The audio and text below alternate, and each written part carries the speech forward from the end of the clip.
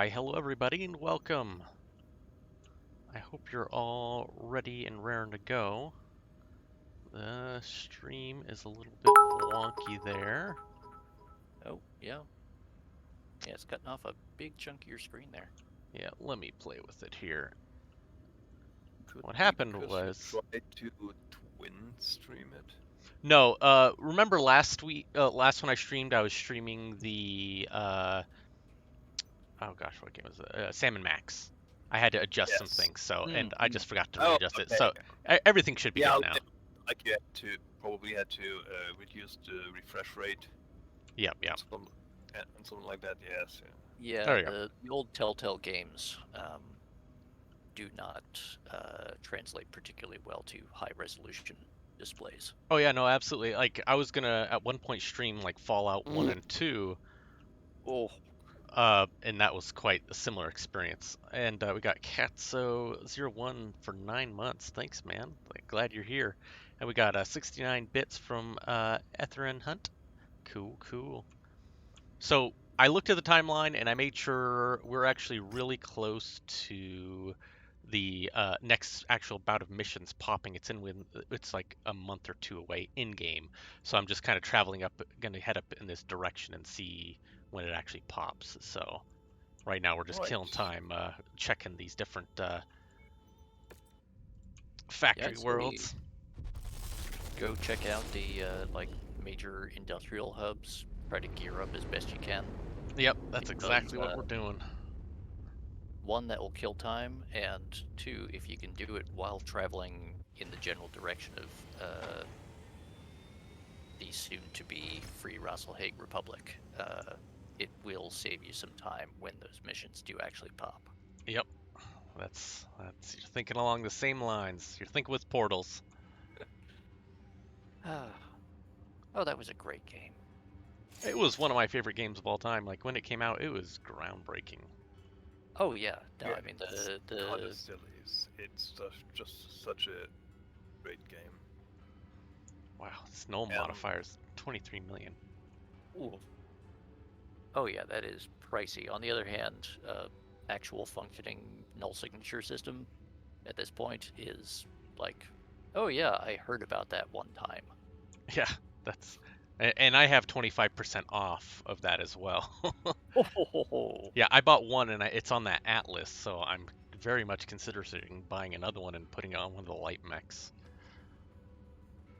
Make them pretty viable. Easy to find though. Yeah, I have the money. Oh, it's here. Yeah, I'm gonna buy it actually, because why not? Why not? I mean, it's one of the things I cannot play with because I categorically abhor the clan invasion mod. No worries. Because there are things in it that are just stupid. Well, sometimes I like just stupid, so that works for me. I can refrain from partaking if I don't feel like doing it at the time. Yes. It's just... I looked at what they added in it and it's... No! I don't like it. Oh, I know it's been a few weeks, so we've done some missions. We've got like the early stuff in 3031 through, and so now we're just kind of waiting until the next one pops up, which it's gonna be any time now. How's everyone's week been?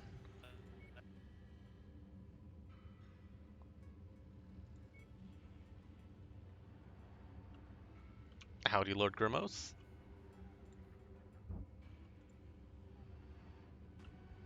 Can you guys hear me?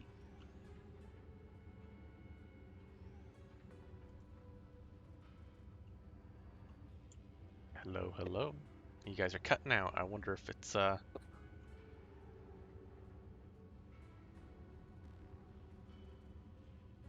not sure that. You're going robot. I might have to cut the streaming to Discord to make this work. Oh, okay. Let me try that.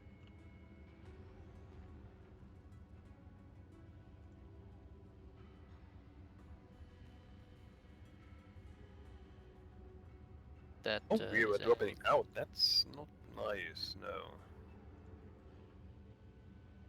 There you go. Let's try that. Sometimes, see one of the downsides of living in Alaska is that I get routed through a lot of places. So like my area might not have any problems, but say somewhere along the lines, like if there's trouble in like British Columbia or there's something in the ocean, there's all sorts of stuff that can cause all sorts of like latency issues for me, and Yeah, it's not it's I can understand that. so that's one of the downsides. Oh, Lord Troa, sorry about the upper respiratory infection. I hope you're going to be feeling well. Drink lots of yeah, tea. just definitely Discord audio issue here because No, on I we're can hear you. fine. I can hear you guys fine now. Matt Dux asks, would you like to know my super effective technique for doing well in this game? Sure. I mean, usually we just face roll until everything dies. That's one of the tried and true methods.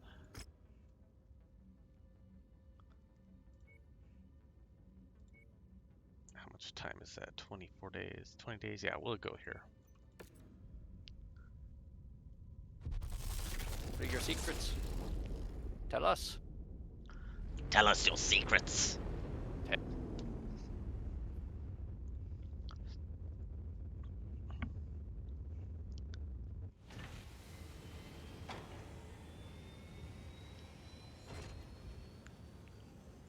It is one of our... Oh, there you go. There's the transmission. Incoming transmission from Hakon Magnuson. Commander, I hope this past year has served you and your company well. I wanted to reach out to you because I will soon be in need of your services for a very important task. While I cannot provide any further information at this time, just know that within 6 months I will be reaching out to you with an offer for long-term employment. If you're interested, I'd like you to spend the next 6 months concluding any activity commitments. Yeah. God bless America. 6 months. 6 months. Oh, What am I gonna do with 6 months?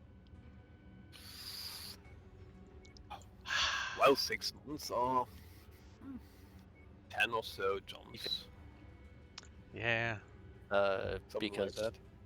this, if I remember correctly, because it now has actually been a couple of months since I actually played through this. Uh-huh.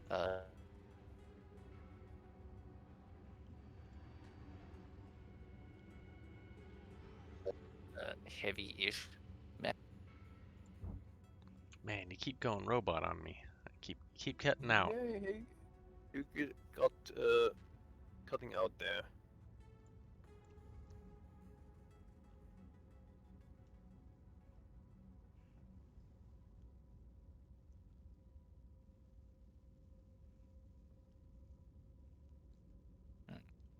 Yeah, unusual getting you all cut out on us. That's never fun. For the, on my ISP because they just do stupid things. It could be. Sometimes it happens like that. Yeah. Well, I guess we'll take a couple missions, earn some bucks. Well, as long as sorry, as long as it's bucks and not buckets. Yeah, those two. Buckets of bucks. Bad joke. Wah, wah, wah. Grimace, assuming that through remotely, this is Night Owl, the Black Pants Legion. Yep. Every other word that's gonna be Mr. Night Owl, and we got, of course, a Falkenstein. Yes, I'm here again. I'm doing my worst, being a bad pilot and a bad commentator. And there's nothing wrong with that. That's why we're here. Bad piloting, bad commentary, and lots of mech stuff. Yes. We're a little over So, tonnage. let's see. Yeah, feel free to grab whatever mech sounds fun. I want to try out your null system just once. Yeah, go right ahead. Basically, the enemy mechs are like, don't shoot at him. We don't know where he's at, and so they just never shoot at you. Oh, and it says the pilot doesn't exist. What the hell? Ah, now again. There you go. I had to rethink it.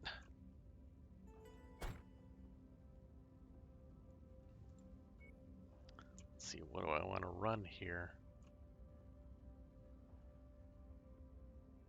I guess I'll try this Black Knight. Interesting.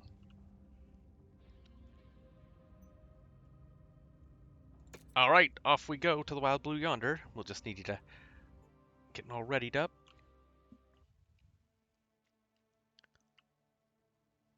Yeah, unfortunately, Night Owl seems to be having audio issues with ISP, so we don't get to hear a whole lot of them at the moment. Yeah, it may also be that I'm right now trying to fix my mods to see if that helps at all. That very well could be it. Probably not helping. What does it want? It wants us to defend the convoy and prevent base destruction. Okay. Whoa, what the hell? Who killed that one? The other one? What? Did he run over the other tank? Ridiculous. He just self-immolated. 5 dropships coming in. He's like, Holy fr- I give up, guys. I'm just, it's over.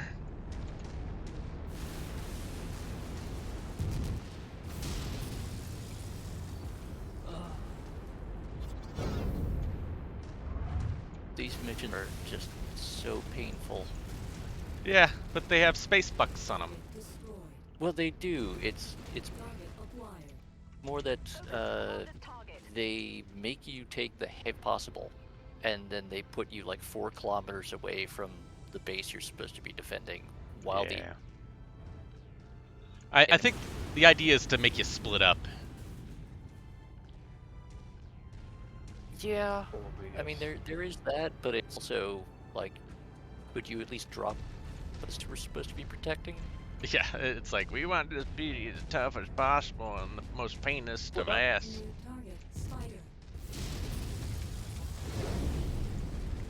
Oh, today when since Night Owl is not here, can run the Highland. Nice. Poor Spider. I almost feel bad for him. It is not my fault. Yeah, so do I.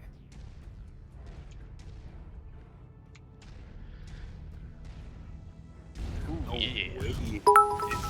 It's dropship that I was Oh, well, standing hello, here on the Toilet map. Obliterator. That's why. I was wondering, why are there so many dropships coming down, but they're on the map already? Yeah, I think they just want to hang. They want to see what's going on. Yeah. Oh, New target Griffin. Copy. Commander's target is light Mars. incursion.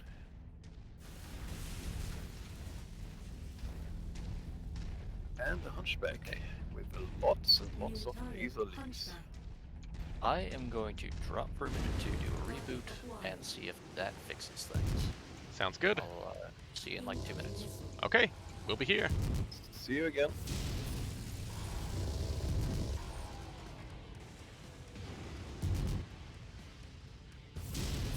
Target destroyed. Oh wow! What the heck is that?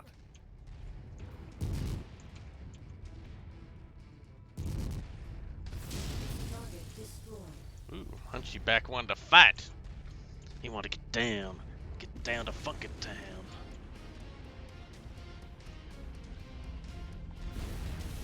Yeah, it was a 4P. Was a 4P. Now it's Yes. scrap. Father, I crave violence.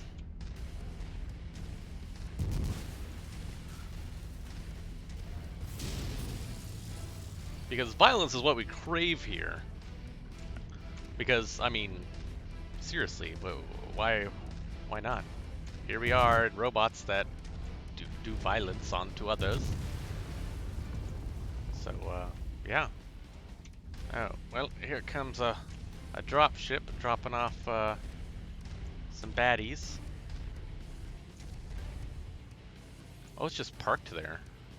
No, these are parked here. I was confused about it too because wait a minute. 5 dropships at the same time. But no, these are just parked on the map.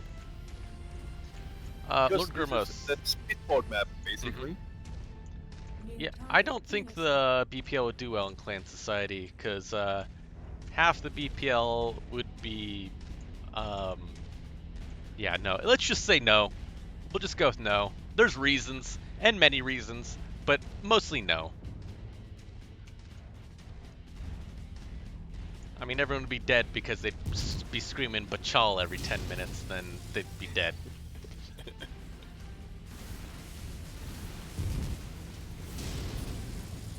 And a BPL member would be like, but I still win because I am bleeding, making me the victor.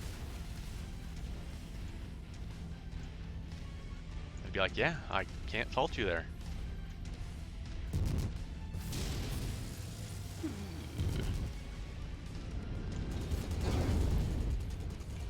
Yeah, only thing this Atlas Lex. Oh wow,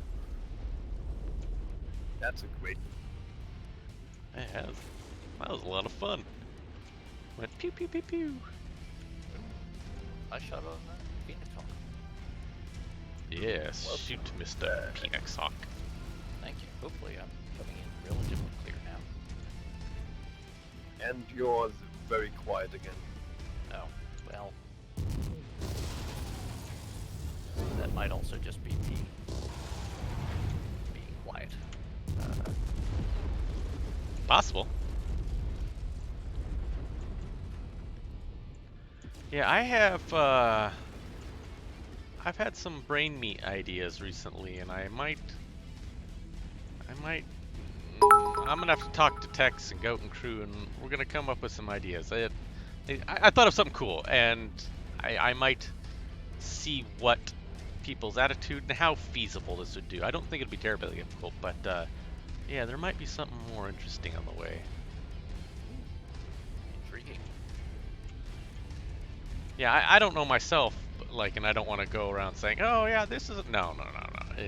I have no idea if this will even work or how feasible it will be, but I have ideas.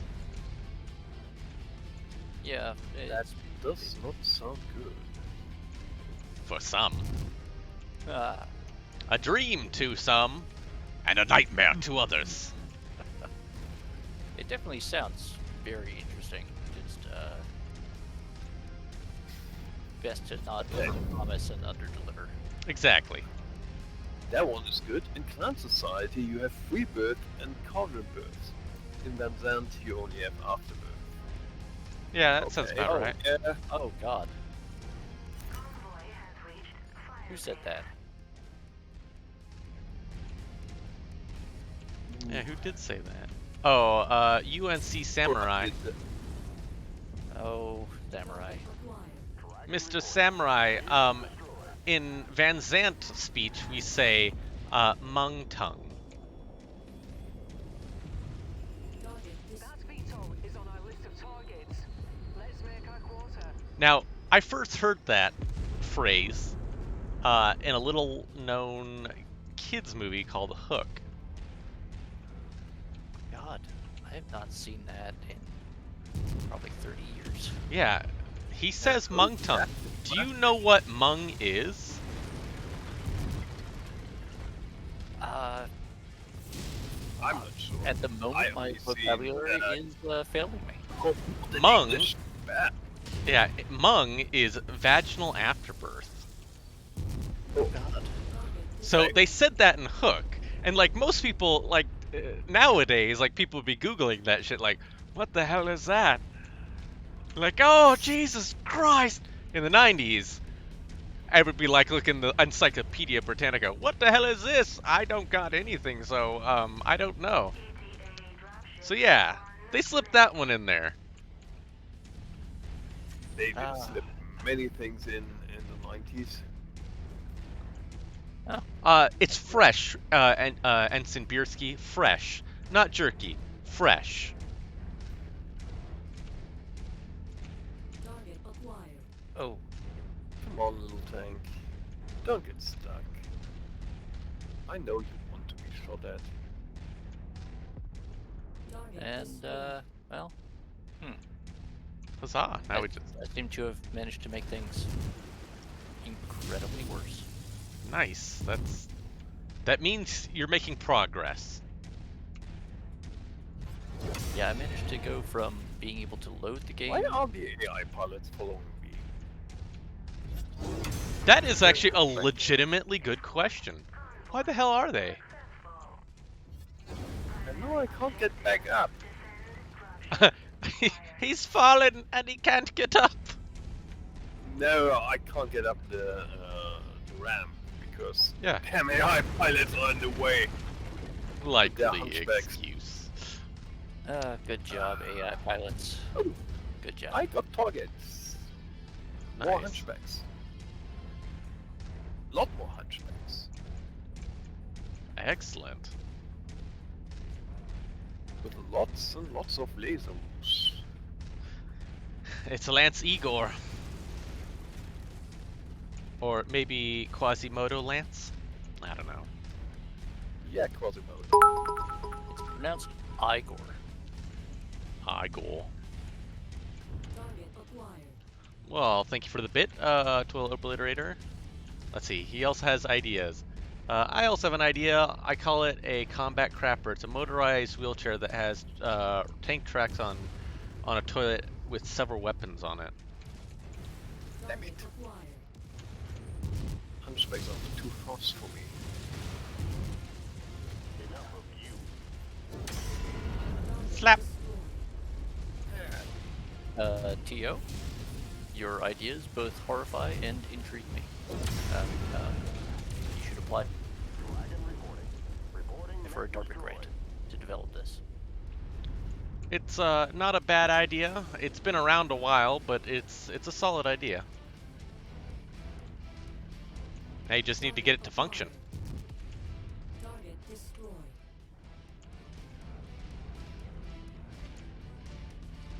I should have went after the harasser. Oh well. Oops. The wall offended me. Yeah, that wall had it coming. Well, it had something coming. Wah, wah, wah. Oh gosh, I keep breaking things. Somebody stop me. Those are really big cans.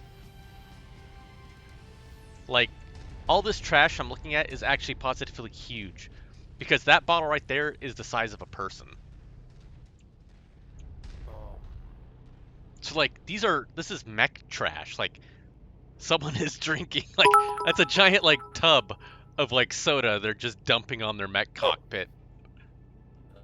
Like one bottle. In over there. Oh, wonderful. Oh, we did it. We won. We did it. Well, I'd like to see that, TK. It'd be wonderful.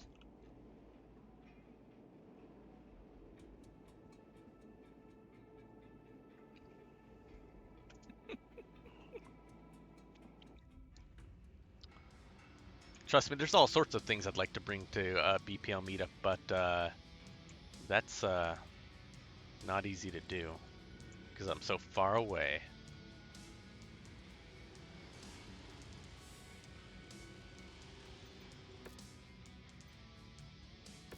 All right, wonderful.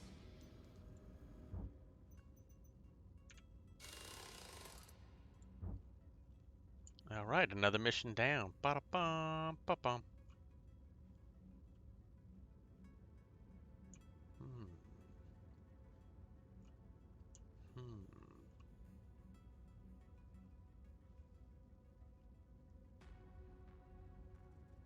I don't want multi-mission contracts.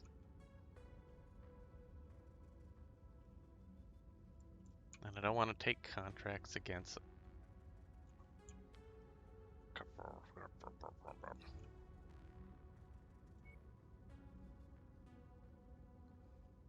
All right, we'll take this one. We'll see what happens.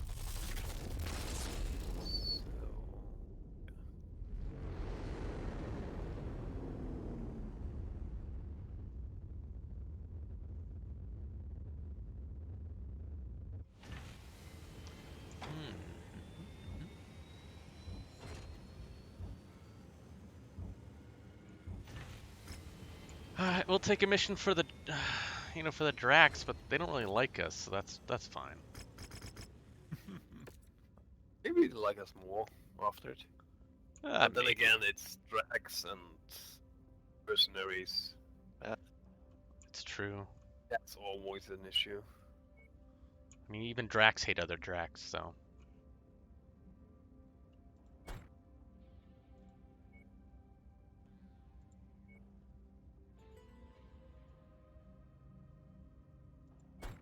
I would question why you are using base 6 for that.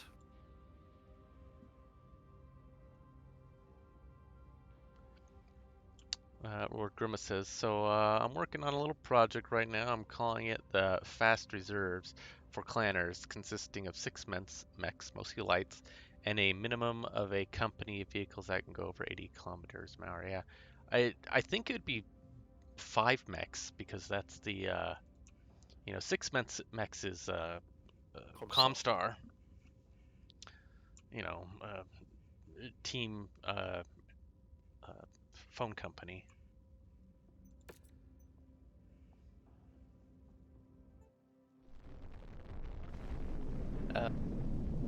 Is pretty much all base 5 for their formations. And a vehicle-heavy formation is very much a... Reactor online. Sensors online. fine. Oh, we should have tried the Night Hawk All joint systems again. nominal. Oh no, I'm still trying to rebuild things so that I can get the game. So, if you want to see some cheap mechs, there are some very cheap things in the game which you can buy a lot of. Savannah Masters are very nice, but there are some proto mechs which you can get for even cheaper. But that's the whole point of Savannah Masters. Despite using like ridiculous loss tech,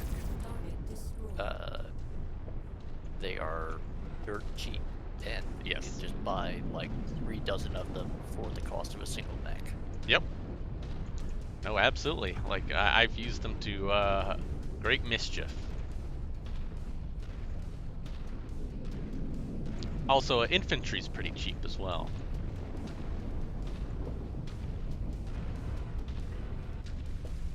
Now I'm trying to remember the name of the guy that used to work for FASA that invented them.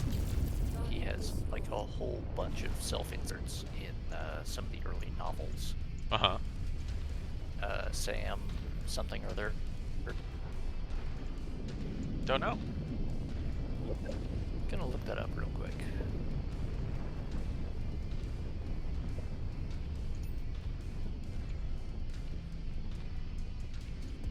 Just one of those like panel discussions with Tex a while back. Ah, okay. Yeah.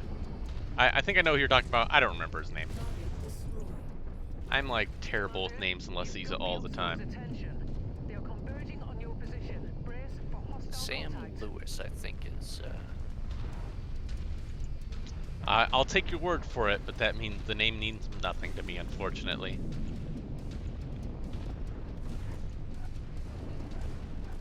Someone's wub-wubbing. Must be an Igo around here. Oh no.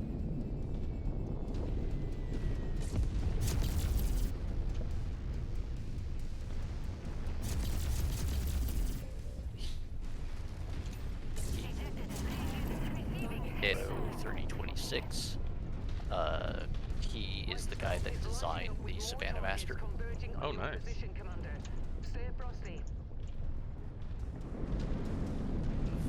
The really early, like, Oh, wow. mid-90s. The Master of Savannah. And he also hit ears in one of the early clan invasion novels. Dang. Like Y-Cross, if I remember correctly. A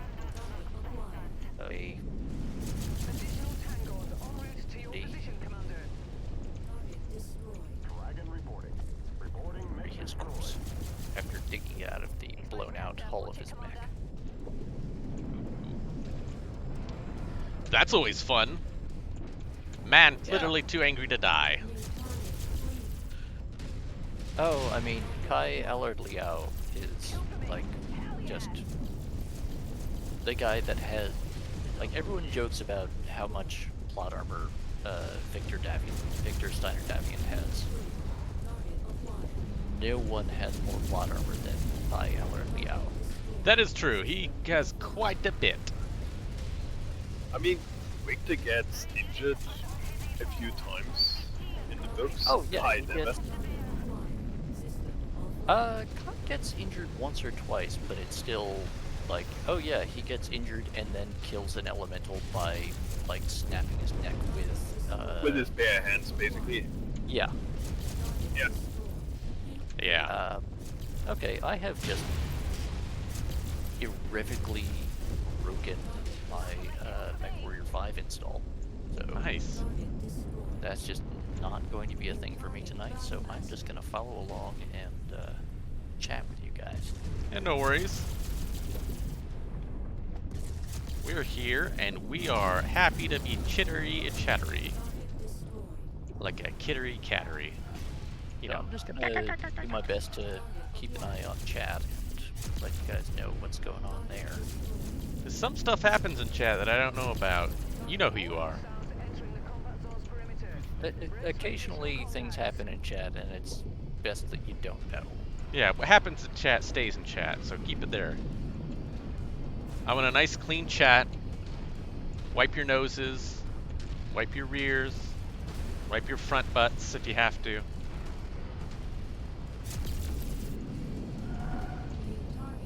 Dak and back. I have to be honest, I've actually never seen Robotech beyond a couple of clips, so I cannot address your. What is his question? I know a fair bit about Robotech. So, Dak and back says Kai is Max Sterling from Robotech. Okay, I can see that. Being I can see that. He's Max Sterling, yeah. Except Max Sterling dies. That's true. Kai does eventually die, but much later and in the era when things got stupid. Yeah. So, Ow, face. I don't know. You need that face. I know, like, it has, it's my moneymaker. Yeah. It's very important. I mean, Really, really hard to do things when you don't have a face. it's true. Just gonna put that out there. So, you know, Macross was one of the first series I really enjoyed as a kid. You know, I remember going to our local video rental place and they had the full thing of Macross. And I would always rent it because, like, I was like, it's a lot of show and it's good and it has, like, a lot of lasers and robots, and that was my favorite for a long time. Good work. The casualties you've amassed should be more than So enough to Mr. please our BC employees. Walker is contesting your assertion that Max Sterling died. He claims that he in fact married Maria and survives the First War. But Ben dies, according to Fezbearer. Yeah, okay, no, I'm thinking Roy. You're right, absolutely right. Yeah. Jen and Roy apparently die, at least according to Fezbear. Nope. It has been a while since, and so like I remember the anime faces, but not so much the names. That is the way. I have to admit, I never seen Robotech because it was never released overseas. Dang. But at least I've seen the original in Macross. Robotech is basically Macross with some like Yeah, remixing. with three other animes stitched together. I know. Yeah. But basically, if you've seen Macross, you've seen the bulk of Robotech. Pretty much. There's also some other like Macross ones, like the the Masters series that was kind of like different, where they put into hover tanks instead of like Veritex. Yeah, I watched that on like Adult Swim back in the day, and I was just like, I mean, this is cool. Why didn't I see this 20 years ago? Yeah, I have to admit, my main anime watching period was back when you go to the Underground Mall in Chinatown and you'd buy a bunch of like hand-labeled VHS cassettes. Yep. And like half the time they'd be the wrong thing, or they'd just be like completely trashed. Yeah, no, I completely understand. Toilet obliterator, your girlfriend wants you to make bourbon salmon. What the hell's like? I've made all sorts of salmon. What pray tell is bourbon salmon? Do you just dumping a bottle of bourbon in your salmon and calling it good? I mean, I've seen stuff like that, and it's edible, but like I don't know if that's what you're doing. Like if you're violating the insides of a salmon with a bottle of bourbon, there's better ways to cook a fish.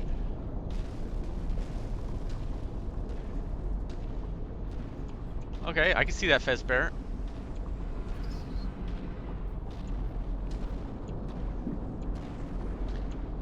Harmony Gold. It has to be said, fuck Harmony Gold. Yes. Yep, they are the source of many problems and few solutions. If you find the acquisition, just walk up to it in order to be Equals 2, I think that counts as pick point. Sort of. To the next nav point. We might have more luck there. Kind of like a Napoleon Brandy. What? Napoleon Brandy. What is that? So supposedly when Napoleon died, Napoleon Bonaparte the First. Yep. His body was preserved in a large cask of brandy. Right, to get him back to France, yeah. Right, to transport it back to France for burial and whatnot. And, but they kept the brandy afterwards. I remember this. Okay, yeah, go on. And they bottled it. And so it's kind of a big deal in certain circles to have an actual bottle of the brandy that Napoleon's corpse was preserved in. That has to be pretty rare. It was a fairly large cask that they used, so there was a good quantity of it, but yeah, it's very much a limited resource, and once it's gone, it's just sort of gone. Right. Because short of actually finding and digging up Napoleon's corpse and dunking it in some more brandy, you're not really going to recreate that. True. I mean, his penis was vacated from his corpse for quite as long time, and it was touted around. There was that. There was a lot of other kind of weird things that people did with taking severed body parts from particularly famous people and doing things True. with them. I mean, it's kind of sad when you find out your penis becomes more well-traveled than you. Yes, there is certainly that. It reminds me of the song Detachable Penis. Oh, I have not heard that in years. It's a good one. Who did that? Oh yeah, no, it was I very just good. discovered there is no tank stopping. It was King Version. King something or other. Something like King that. Missile. King Missile reference. I think it was King Missile. Yeah, King Missile. Toilet Obliterator had us, or UNC Samurai had us covered. So one thing I always like to do is I always like messing with my son, but I also like throwing in snippets of like actual truth there, and like I'll be messing with him. He'll like have headphones on, and I'll be like, I'm like, who you listening to, the butthole surfers? And he's like, that's not a thing, and I'm just like, Alexa, what is butthole surfers? And he'll be like, son of a bitch. Always laugh. I'm gonna say next time you do that, see if you can work in Audio Slave. Sure. Just because they're one of those weird like super groups, you know. Oh yeah, no, my son has just gotten to the point where he's like, yeah, I just believe whatever you tell me. I like there's too many times where I've been wrong, and I just give up. You win. Whatever you say is law. That is a very special time in a person's life. Oh, that Igor's not going down. Gotta kill it. There you go. Hello. Returns. Oh, Poor little Drop lamb the Lurby tried to take off and make a run for it. well. I'm sorry and not sorry. That poor mongoose. The only thing it had going for him was speed, and he wasn't going very fast. Look, the mongoose got what it deserved.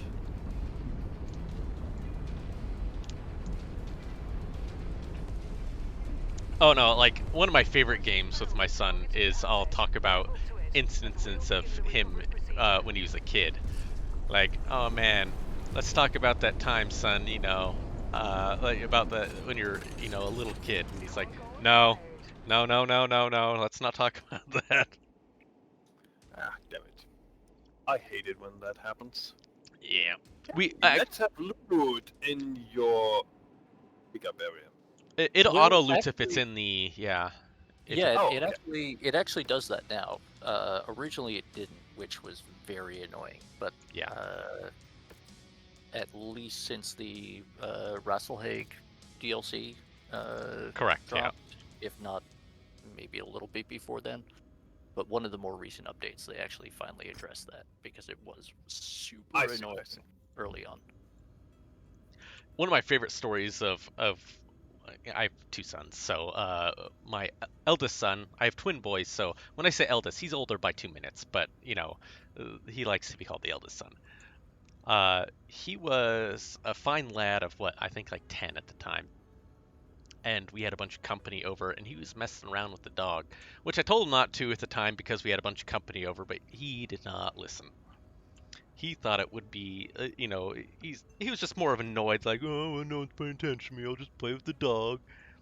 Well, the dog was being super stimulated by, all the people there, the excitement and all that. And so, and he's, the boys didn't get their growth spurt until like their mid-teens, so he's tiny. He's like, 10? He's like 60 pounds. He's small. And, the dog weighed more than him. Well, what type of dog is this? She is a lab mix. She's lab, part Rottweiler, part. She's a very, Okay. she. So on the larger end, fairly energetic. Yeah, well, like a small large to a large medium dog. Not quite like huge. So she's about 70 pounds. She's, Yeah, not quite like mastiff size, Yeah. but I mean, she's strong enough to like literally drag him across the field. That happened a couple times, but so he can't overpower the dog. So they're playing around, and I'm just trying to ignore it at this point as I'm talking to like everyone in the living room and everything. And then next thing I know is like, help me, help me, help me! And I look over, and the dog has mounted him, and he has grabbed him from the from the back, and it's like she put all her weight onto him, and there he is hunched over, screaming with his arms flailing, trying to push him off, but since she's on his back, there's nothing he can Oh do, no. and he's afraid to fall down because then then she'd have total control of him, and he's just screaming, "Ah, get her off me! Get her off me, Dad!" And I'm just crying. I'm laughing so hard, and he's trying to Oh waddle with no. the dog to the living room to get close because I'm laughing. I can't breathe. I can't even move, and everyone else is laughing, so I can't get the dog off him in time. And he's just screaming as his dog's going to town on him. And it was like at Oh least a no. solid like minute and a half before I could get over there and just tell her no, stop. Ah, that Yeah, poor boy.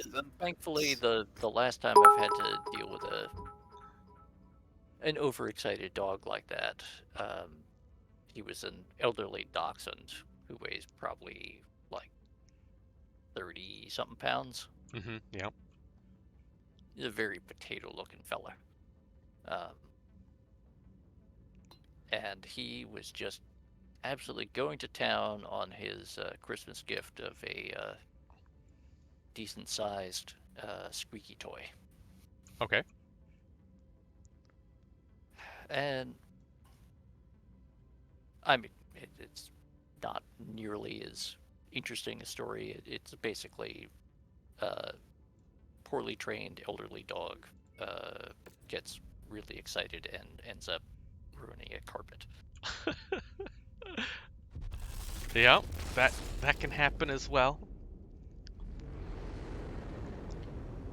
Oh, one of my favorites, another one of my fun stories is I took my son to see the second Godzilla film. When he fights Second Godzilla film in the which most the continuity? most recent ones. Oh, so like the Oh, Godzilla 2000, Godzilla 2000, whatever. Yeah, no, the newest the new ones. Like so it was like Godzilla versus I think it was King of the Monsters, Godzilla King of the Monsters, the one with Mothra in it. Oh, yeah, that Yeah. was just Godzilla versus Mothra, I think. Well, no, I mean like the newer ones, like the ones that are just like they're like even less than 10 years old. Like Yeah. the new ones with all the CGI and Yes. not guys in weird kaiju suits. Correct. Yes. So because he's just they don't quite get that stuff, and that's fine. Whatever. I'll wait till they're little bit, when I have more time. So yes, the guy from Breaking Bad, Bryan Cranston. So we're watching it, and there comes a scene where Godzilla and Rodan are gonna go to throw down, are fighting in midair, and all of a sudden Mothra ejects this giant stinger and like spears the other kaiju. And at that moment, my son leans in real close and whispers into my ear, "Dad, do moths have stingers?" And I almost got up and left the theater. I was just like, "What? What did you say?" And he realized his mistake at that point. He realized very quickly by the tone of my voice that indeed moths do not have stingers. And mind you, I said this loud enough in a loud theater at this point. I'm just like, "No, moths don't have stingers." Uh, Oh, that poor boy. Yeah, it was a enjoyable Gio, time. if you could do 349 for me as well.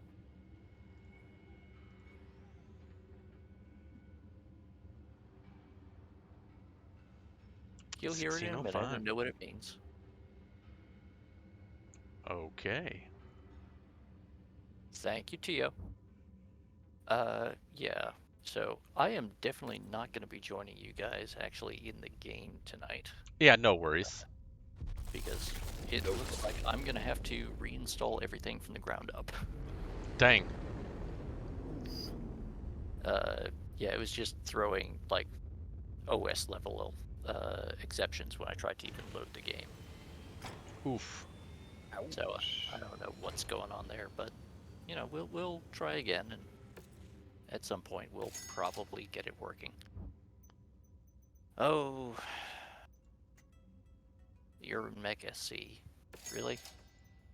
Yeah, it's a hero mech. It's going into cold storage. There are good hero mechs and there are hero mechs.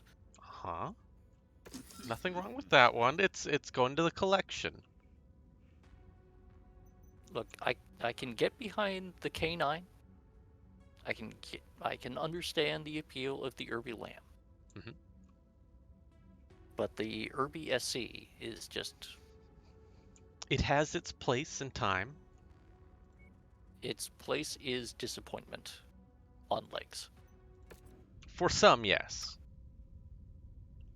But, I needs it precious. And just for the uninitiated, because I never came across it, what is the problem with the SC? It has a barely upgraded weapons loadout. And more or less a stock engine and not much improvement, and like a bare tiny minimum of improvement in heat sinking. So it's basically like your default R60 urban mech that's just more expensive and has a dumb paint job. Okay. Yeah, it's not a bad mech. Remember, you can upgrade things in this, so I could put a big engine in it if I wanted. Yes. If you are running with the Cold Dog mod pack or anyone else's YAML-based mod pack, yes, you can go and tweak things, and you can do the upgrades and the skill things and all that.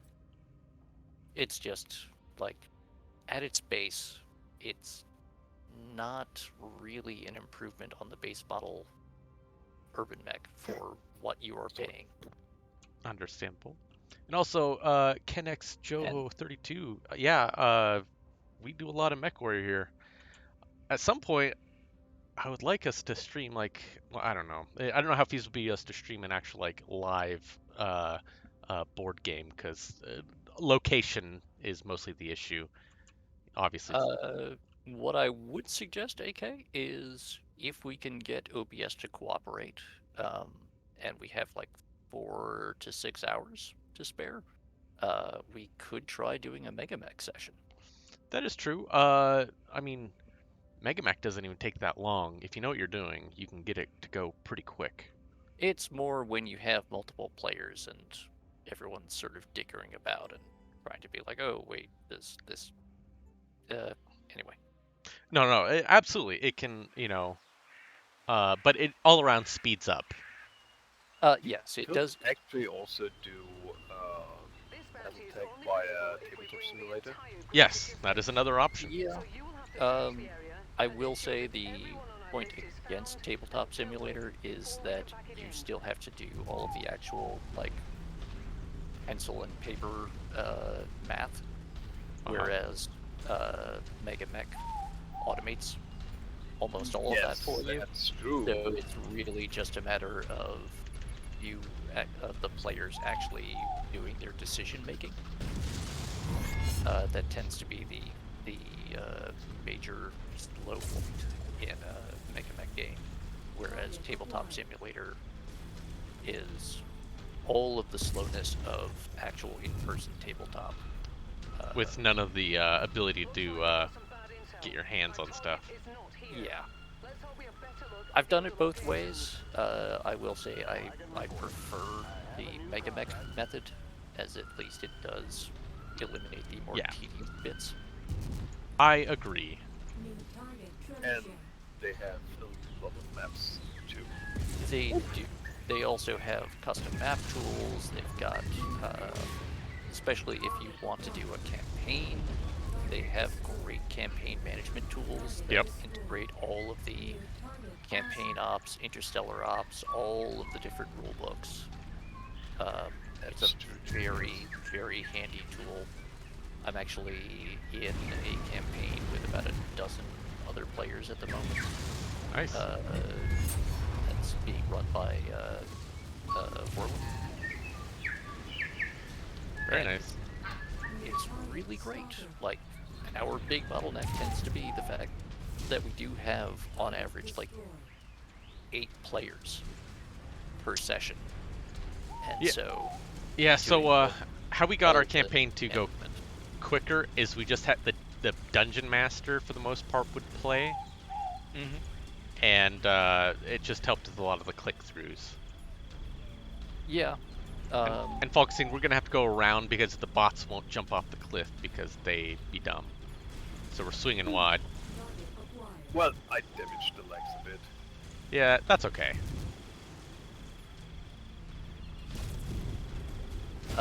But yeah, Ken, yeah, it really is from that era of pen and paper, tabletop, role-playing, and wargaming. That it is. And, you know, it continues that way. Like, if you are lucky and have some folks that are interested in the system in your immediate area, and you're comfortable having people visit you at home, by all means, you can totally do that. Just, you know, as long as you've got a printer to print out blank record sheets, you can do whatever you want. Pretty much, yeah. If you've got people spread across 3 continents and, you know, that sort of situation, and you all want to get together and do a thing, Mega Mech for the actual mech battles, and Roll20 for the RPG slash, I think they call it a Time of War now. I believe so, yeah. Will do the job just fine. Like, it takes a little bit of effort to set up compared to, you know, 4 people sitting around the dining room table, but it's not a bad way to do it. The more ballistics, the merrier. Nice for you to join. Commander target is our target. Welcome, gentlemen. I hope you've come to have fun because it's time to shoot and kill.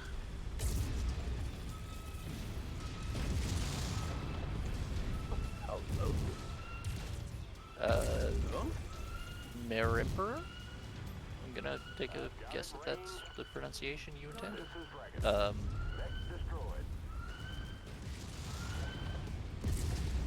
Yeah, that's a good question. AK, what? Oh, is that the Thunderstroke that you're firing that causes that ridiculous recoil? Yes. Yes. Okay, yeah, that is a heavy Gauss rifle then. Yep.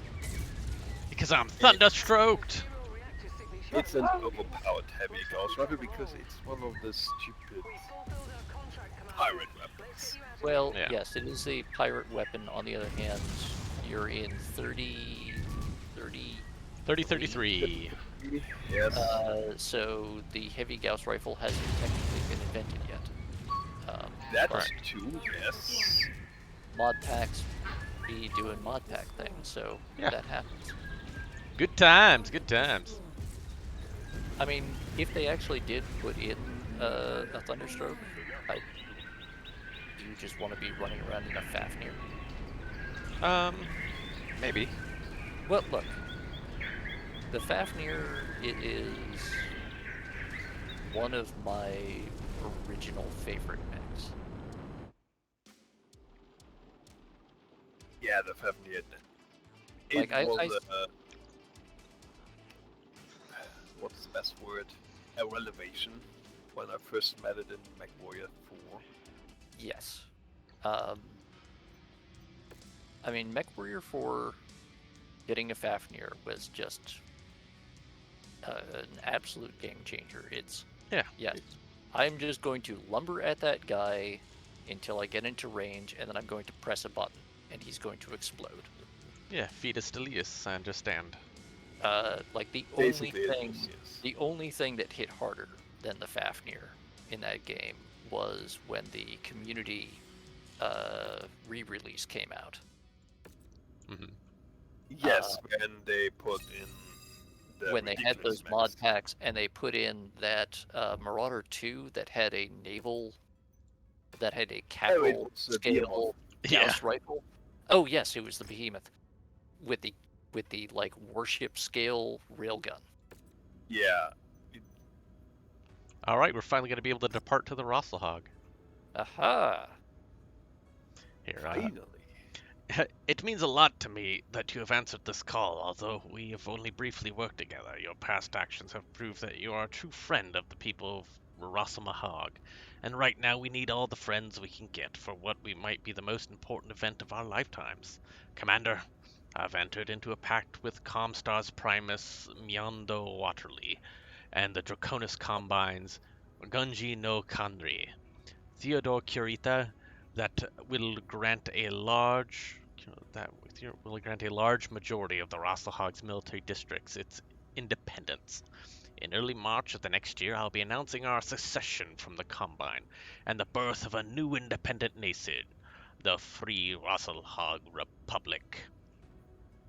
Comstar has pledged administrative aid and a generous stipend of grants and loans to sponsor the formation of our new government, with Kanri Kurita pledging that the Draconis Combine will recognize the Republic's sovereignty and promptly withdraw all DCMS military assets from the Republic upon our declaration of independence.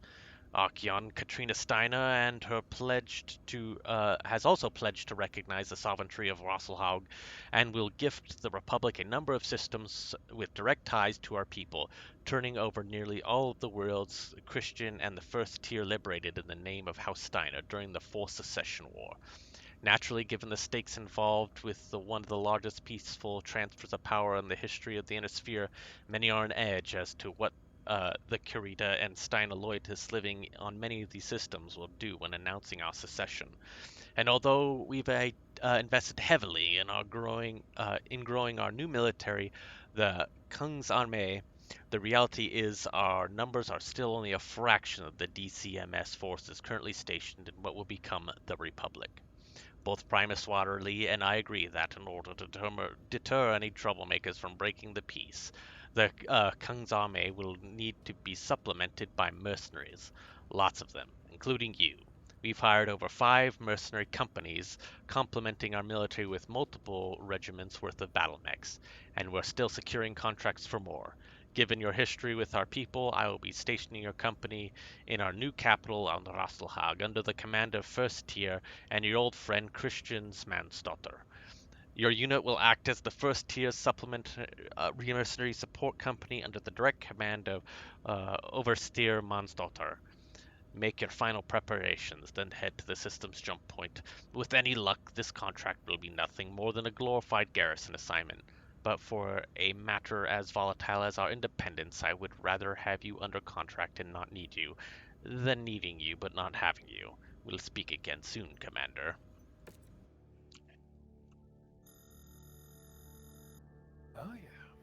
Oh, yeah. The tier movement was founded to right the injustices brought upon the people of Rosselhague by those that claimed to be our equals. For over 700 years, both House Kurita and House Steiner have used their lies of equality to justify the oppression of our people. I am here to announce that these injustices end now. Today, with the blessing of both Comstar's Primus Mindu Waterly and the Draconis Combine's Gunji no Kandre Theodore Kurita, I declare the independence of the Rosselhague Military District from Combine rule. From this day forth, we will be recognized as the Free Rosselhague Republic. Conrad Kurita has ordered the withdrawal of all DCMS forces stationed in what is now Republic space. Overseeing this peaceful transition of power will be the loyal forces of our newly formed military, the Kung's Armee. Report! DCMS's 8 Rosselhague regiments have attacked the Kung's Armee and the ISF convoy, carrying Marcus Kurita. They're attempting to free him from our custody. Damn it! Alert the ISF at the Combine Embassy. I'm greenlighting the full deployment of the First Tier's battle mech forces. Alert! Alert! All first tier and supporting mercenary forces prepare for immediate deployment. We are under attack. Repeat. All first tier and supporting mercenary forces prepare for immediate deployment. We are under attack.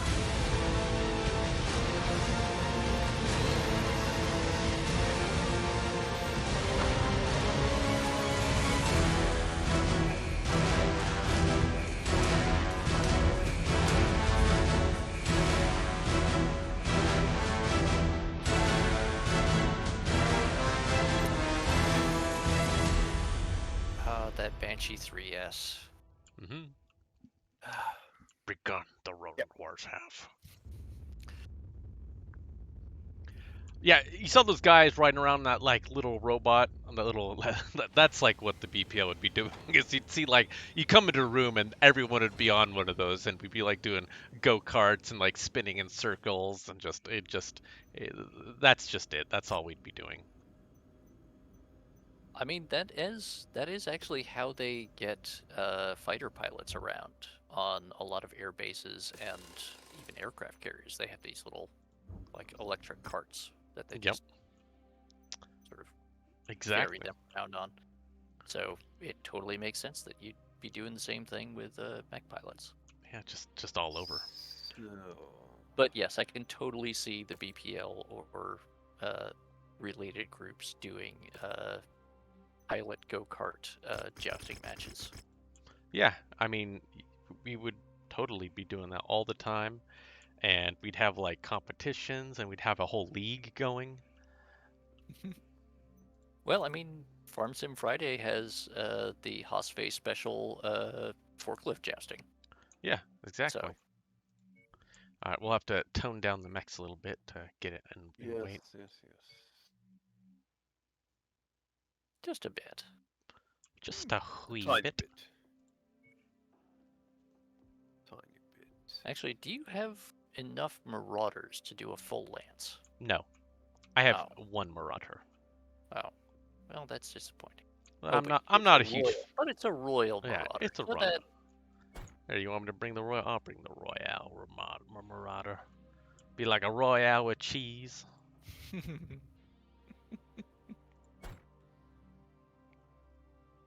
I can bring 100-ton mech, so we'll bring another Marauder. Excellent. More Marauder for Marauder purposes. Exactly. They're attempting to free him from our custody. You better not. Chase them down before they can. Wait. Dear Lord. The 12th Sunsong Academy cadre just attacked onlookers in the city center. Multiple civilian casualties. Cowards! Those bastards are working with the irregulars. Thor, I need you to divert your forces to the city center. Hunt down the 12th and make sure they Tor pay for Mirrorborg. Yeah, we got this. No worries. You know they're attacking civilians to screen Marcus Corita's extraction Well, of not the to spaceport. spoil things from a set of novels that was published like over 20 years ago, but Tor Mirrorborg ends up having a really bad experience with mercenaries and ends up being kind of a dick. Little bit, but you know, I will say that anything that's over a year you can't be like, oh, there's spoilers. No, man, you've had a year. I mean, to be fair, you've had since before FASA shuttered. Exactly. Read the Blood of Kerensky trilogy. Precisely. If you haven't done it now and you're into BattleTech, go do that, because it's kind of important. A little bit. Honestly, I've only... They don't go much into the whole formation of Razzlehack in this. Not really. Oh, what was it? There was one novel that was like the entirety of, or like the first half of Theodore Kurita's life. All in one novel. And that is mostly where they dealt with it. but there was never really a novel that was focused on the Ronin Wars and the formation of the Free Wrassle Hog Republic. Yeah, the only one, yeah, right. I actually haven't read a whole lot of the novels. I actually have nearly every single novel in actual hard copy form. That's awesome. Wow. At least all of the ones published during the FASA and the early Fan Pro period. I didn't really stick with it when they stopped publishing the classic timeline and focused entirely on Dark Age. But yeah, I've got everything from I think it's Sword and Dragon. Ignition sequence is starting up. We need to hurry. Whatever the very, very, very first novel, where there's the whole Maximilian Lau trying to replace Hans Davian with a brainwashed body double. Sword and Dagger. Yeah, yes, that's the one. Sword and Dagger. The first was Decision at Thunderrift. Yes and no. Oh, It's that they were actually commissioned in a different order than they were published. Oh, okay. So Sword and Dagger was actually the first book that they commissioned, but because of editing and publishing issues, they ended up missing the ship date, and so Decision at Thunder Rift ended up being actually being released first. Yeah, that's where that was actually the first one I read, Decision at Thunder Rift. I mean, that one is an absolute classic, like the original Grey Death trilogy. Yeah. Has a lot of really good stuff in it. There's some bits of it that are really weird and did not age terribly well, but still very good story and really does a lot of great work world building. I think Sword and Dagger also is a very good representation of Battletech in general. Because it has everything.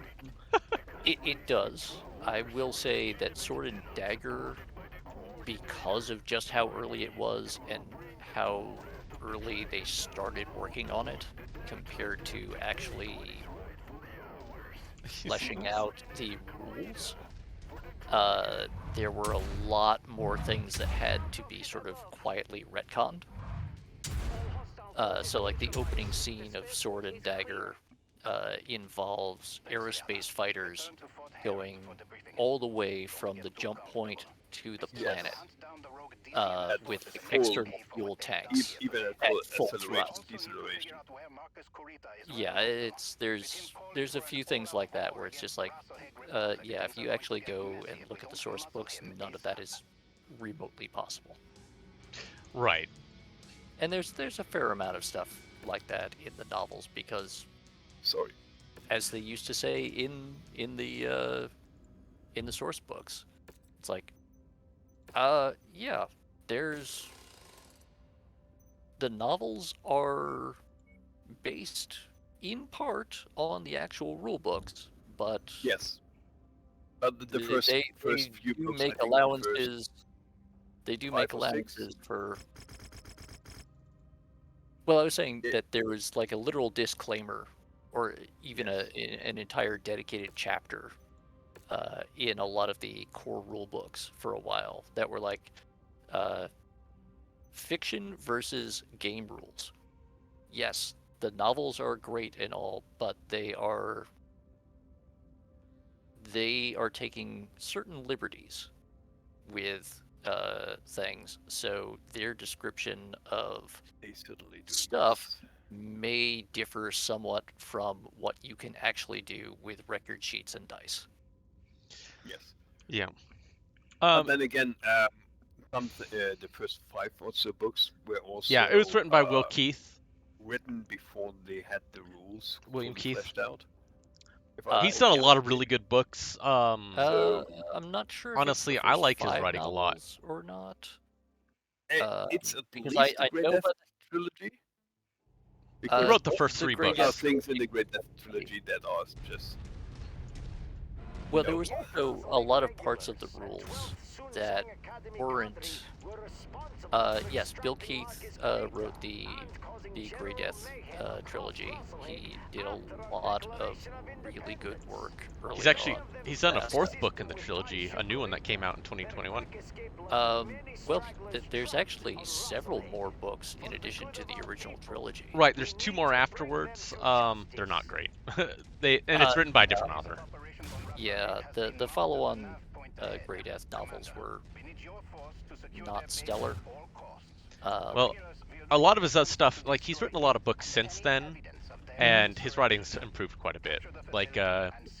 No, a lot of the early BattleTech books were done by authors who were like, "This is my first actual published novel."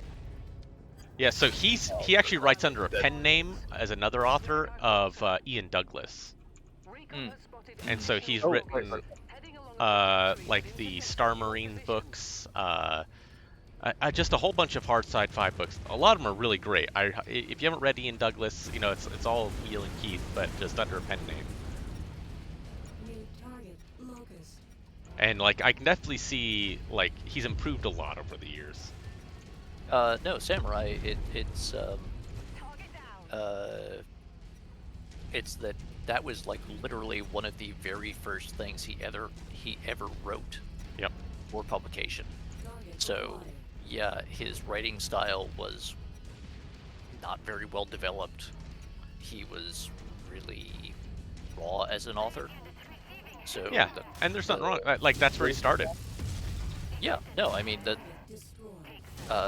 you can find, if you look around just a little bit, actually with no real effort, because I think it's actually in the forward to the current editions of the Warrior trilogy, Michael Stackpole's story about how he ended up writing that, which was he went to a gaming convention because he was trying to break into being a sci-fi writer, and he had like a rough draft of a book set in one of FASA's very early tabletop game universes, and he showed it to them, and they were like, "Oh, this actually looks really cool, and we have this new project coming out real soon.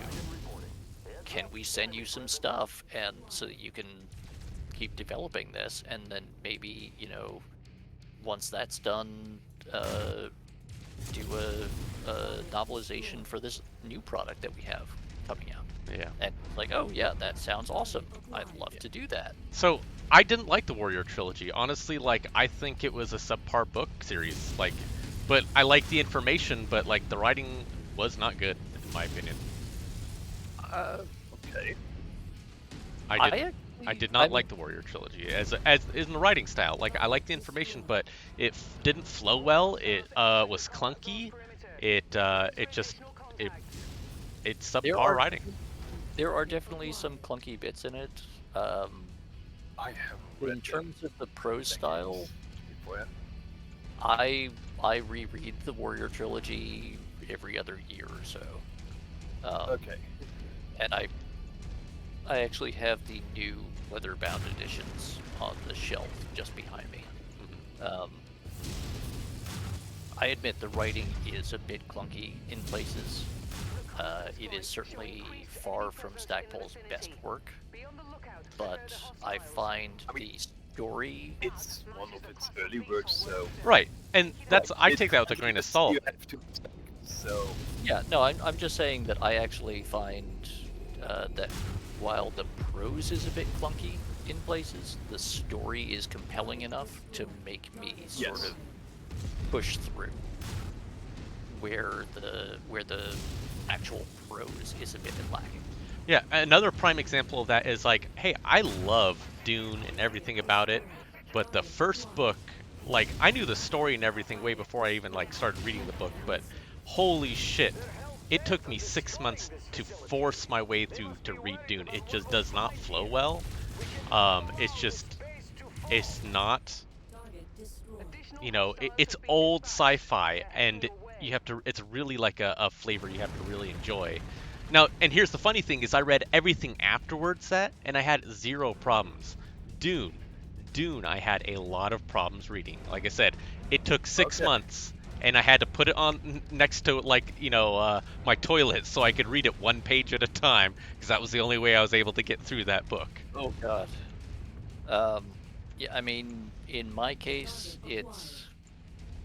I grew up in a very Tolkien household, to the point where, like, when I was in like kindergarten and whatever, I was insisting that my father read the Silmarillion to me for bedtime stories.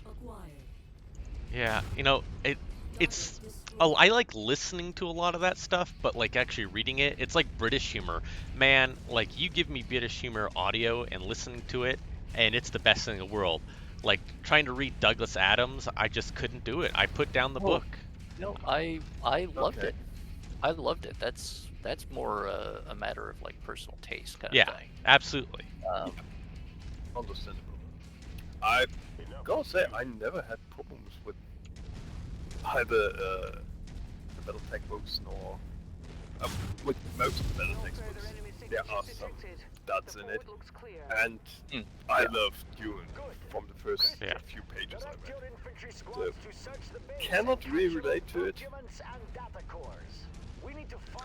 Yeah, Robert Jordan is another author. Absolutely, like he can drone on. Like I think it was like the 5th book, and oh my God, it was 12. It was like the longest book in the whole series, and I just like half that damn book is just his scene changes. Yes. And that is what. So. I mean, I spent a summer of my life as a kid in high school. Like, I read all the books. I think it was all the way up to like book 7 or 8 at that point. And I went to the library. I checked out the first one. I read through it, and I spent a whole month. Not even a whole month. I don't know. I think I finished them all. Each book took me about 2 or 3 days. So I went and I read every single book. You know, No, don't start that. Yeah. Tugging of the braids, yeah. So now here's the thing: is like when he passed away, which we kind of all knew, because I worked at a bookstore, so I knew like I knew a lot about the situation. And when he'd picked an author and everything, I was like, I don't know. I'm like, Jordan's pretty good. I enjoy his stuff, but like, how can you really have another author finish your work? Well, I heard of Brandon Sanderson, but when I actually read it and finished the series, I like Sanderson's writing better. Sanderson has a way of flowing, of making the story come alive in a way that it's interesting. He's getting a lot to you, but it's also like every chapter something is going on. Like, in my opinion, like he is some of the best writing out there, because there's always something going on. There's no real points that like really drag compared to other authors. Now, when it comes to the Wheel of Time and Sanderson's completion of it, particularly, I actually never finished the series. After I got like halfway through Sanderson's first book in the series and couldn't finish it. Like, I have read a bunch of other things that Sanderson has done, and his writing is great. But his handling of the Wheel of Time, for me, was he continued all of the worst parts. Attacks continue across the newly formed Free Wrassle Republic as DCMS troops refuse to withdraw from Republic space. Style. Forces advance. Kaiju Marcus Korea's call to action has rallied support. I mean, there's only so much you can do with that, though. Well, I mean, district and his cousin, Coordinator Takashi Kurita. Like, it was a running joke long before Sanderson took over that the whole cinematic zoom-in thing kept getting longer and longer and longer. And at a certain point, I swear Robert Jordan deliberately tried to make it worse and worse. It's like, oh, last chapter was 5 pages of scenic description. For the dragon to move forward, we must shed the shackles that bind us, limiting our power and holding us back from true greatness. By allowing the Russellhague people to be free, we have removed the shame that has quietly burdened the dragon for centuries. There are those who believe that to harken back to an older time is to further the purpose of the dragon. They are wrong. The dragon endures because it adapts and embraces progress without burying itself in obsolete beliefs. 15 times already. Those who oppose the will of the dragon are therefore declared Ronin, masterless warriors who think only of their own selfish desire and not the will of the Combine. To these Ronin, I say, lay down your arms and accept true honor, or follow your selfish course to a disgraceful and ignoble end.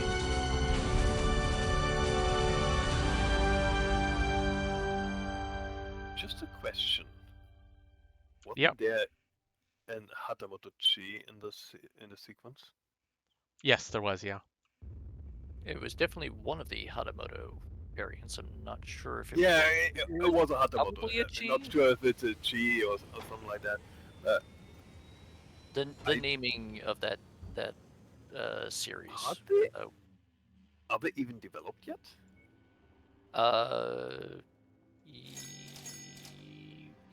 Sort of. I don't. Sure. But they were supposed to be developed in the wake of 3039, if I remember correctly. Yes.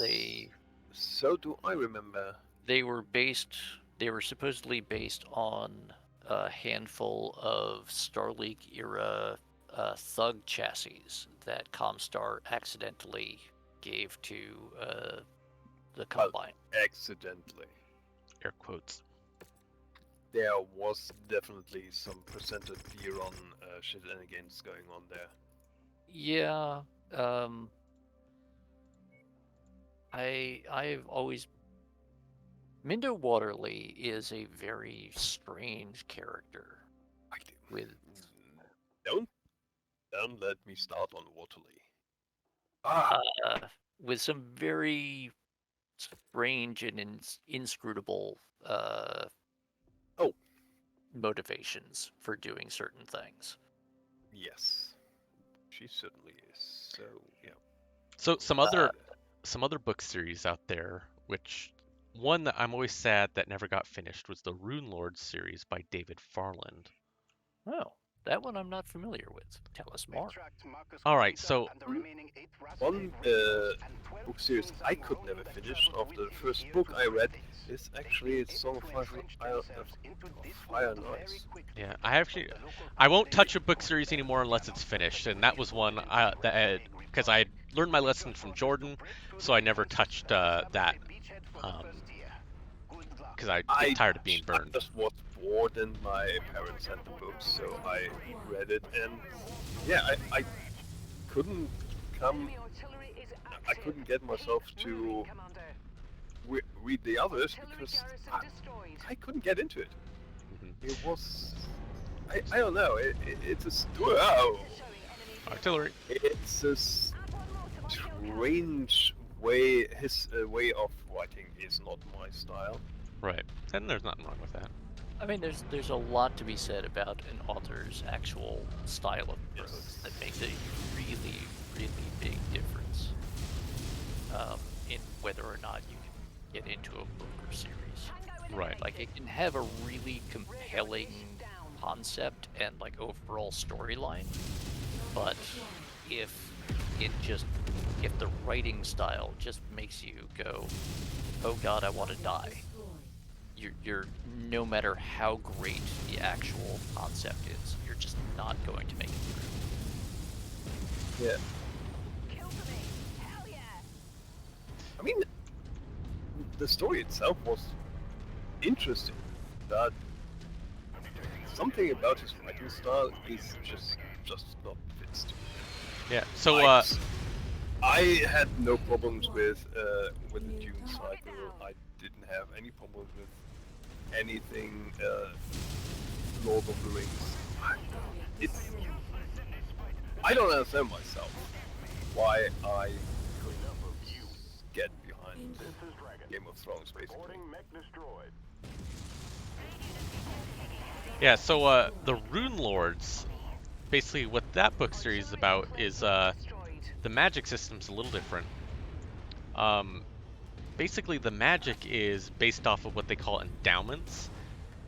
And so what an endowment is like you basically bequeath your like an attribute to someone else. So like if you give someone your strength, it literally saps all the strength out of you, and you basically lay there barely able to breathe, while this person then has the strength of 2 people.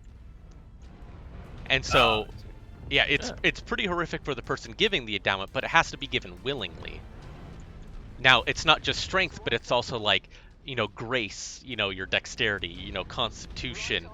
But then there's things like metabolism. That means you go twice as fast, but the downside is you age twice as fast. Oh. So what happens is you can make a really powerful warrior, but I mean these are for life. So like either the warrior dies or the person who gave the endowment has to die to unbequeath it.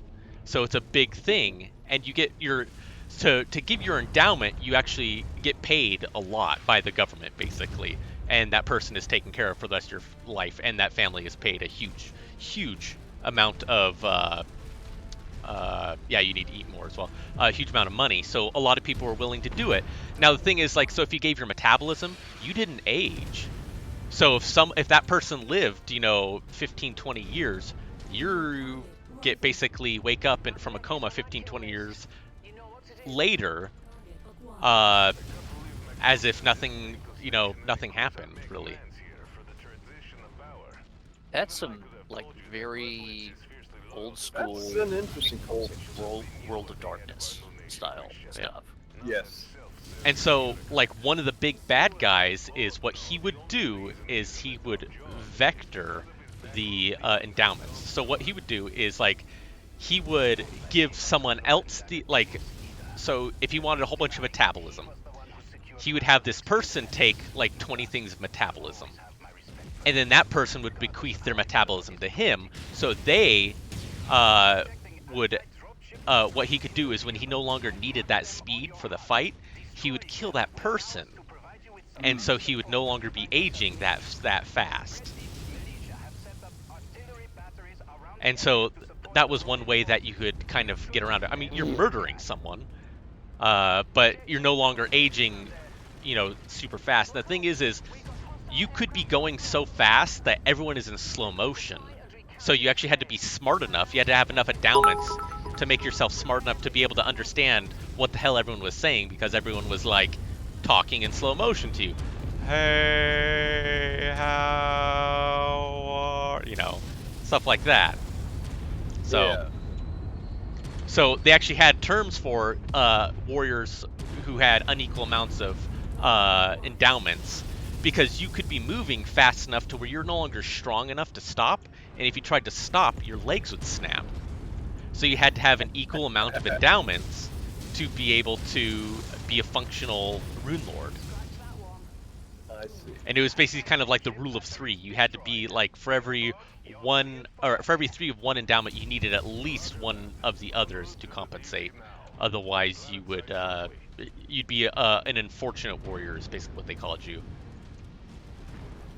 Is essentially what it meant. But yeah, it's a fantastic series. It's a very cool concept. I just never actually picked it up. Yeah, but like I said, like you can finish a lot of it, but like the last couple books never came out. And I believe it's because the author's son died, and he just kind of dropped off the end of the world, off the face of the world. I mean, that's kind of absolutely no. I get it. Like, I completely understand. You know, I'm not gonna fault you, dude. I mean, like many people would be destroyed for that same reason. So yeah, there's a lot of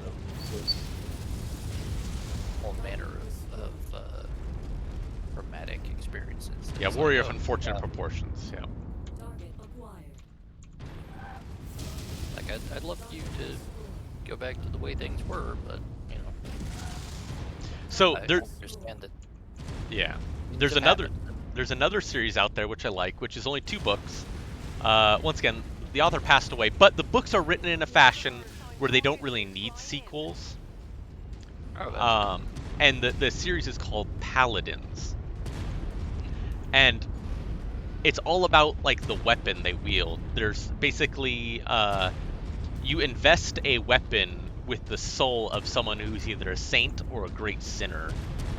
And then when you drew that sword, it had all sorts of like insane magical effects, depending on, you know, how big of a saint or sinner they were. An example is one of the characters had a sword called the Khan, which obviously was talked about, you know, the soul's owner was Genghis Khan. So like when he drew that sword, you know, time slowed down, but it like the whole area started corrupting and warping because of the horrors of that weapon.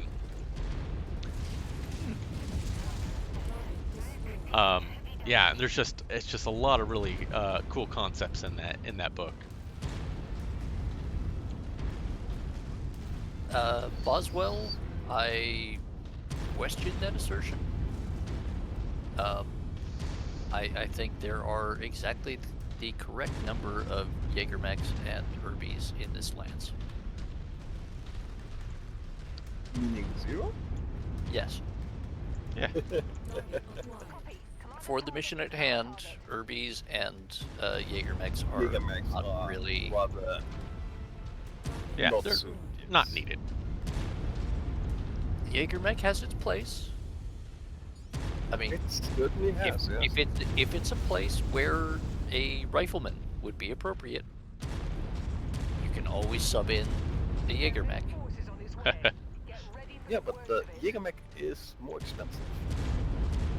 Yes, but it is a little more variable in that you can get versions of it with LRM racks to indirect fire. You get slightly more autocannon per round, if that is a thing that you're concerned with for some reason. It can use specialized autocannon round projectiles if you want that. It's just that little bit more versatile, a little bit heavier, still extremely fragile. Well, basic rifleman is kind of a very flawed concept.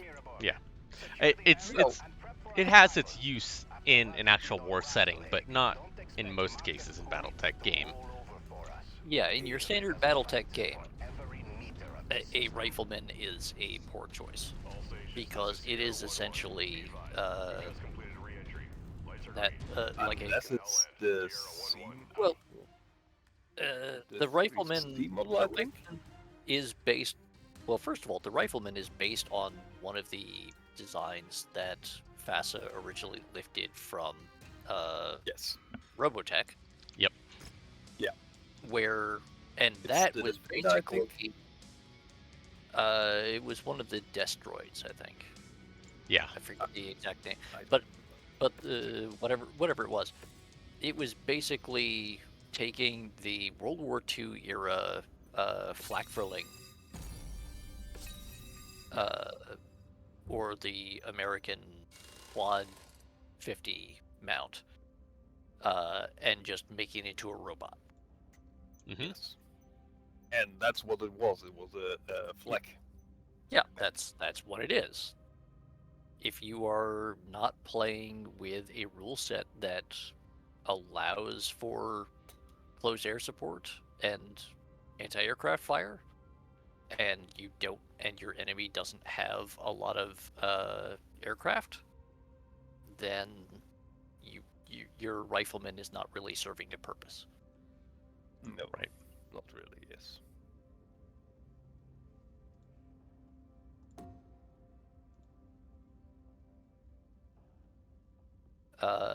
Ties AU, I think you're thinking of the Jägermech. Because the Jägermech is the one that has a configuration with an autocannon and an LRM rack in each arm. Correct. Yes, yep. it's the XC2 and the RM15. Yeah, that's I think it's the A model. It's like one of the two originals. There's the A model and the S model. One of them is all autocannons in the arms. The other is autocannon plus LRMs. Ah, yes. Thank you, Samurai. The Destroid Defender. So I remembered correctly. Yes, yes. There is, in my recollection, not a single rifleman with LRMs. It's either all energy or a mix between autocannons of various kind and energy weaponry. Yeah. There may have actually been an all autocannon version of the rifleman, but I don't remember. yeah, that's questionable. Maybe I.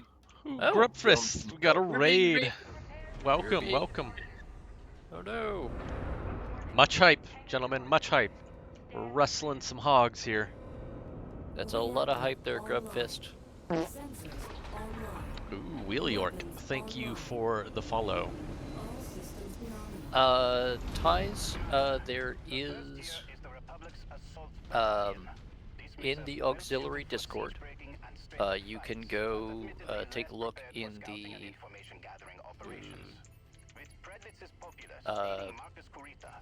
Battletech Spamming for Weirdos channel and do a search for... The link there doesn't work at the moment.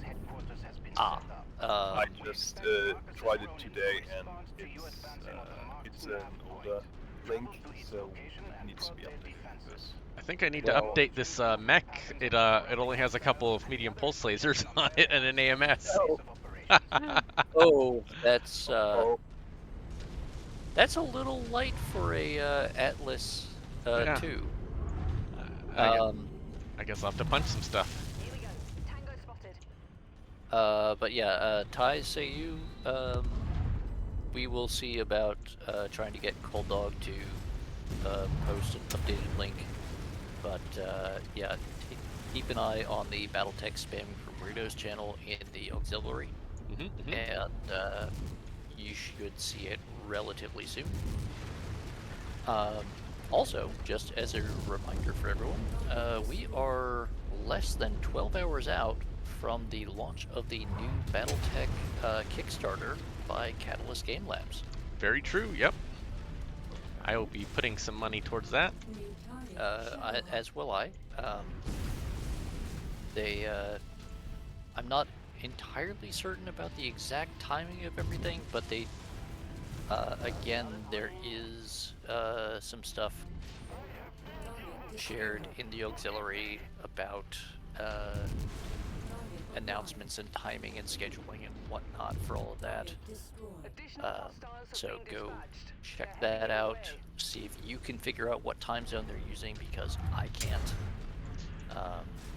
Yeah, I mean, I plan to, I mean, last time I spent about $400 on that Kickstarter. I probably spent something like that as well. Yeah, I got the Star Kernel, whatever that was. So I have all sorts of goodies from that. I mean, I really wished I could do that, but for some reason, Kickstarter never accepted my payment methods. Yeah, no worries. Yeah, like, I have all these mechs and I can't play, there's no one to play with, so. Oh yeah, no, I've got a, like, 3.5-foot tall tower at the moment of all of the box sets and lance packs and salvage boxes and everything, just from that first round. And they're still mostly in the plastic. There's a bunch of mods on this Wheel Jork, so it's hard to say what is affected, because like I've completely overhauled, like I use a big mod pack we use in the BPL here, which we call the Cold Dog mod pack, because the BPL actually has like, we use different like it depends on which faction. There's different people who want different mod packs, and so I prefer this mod packs. So, is what it is.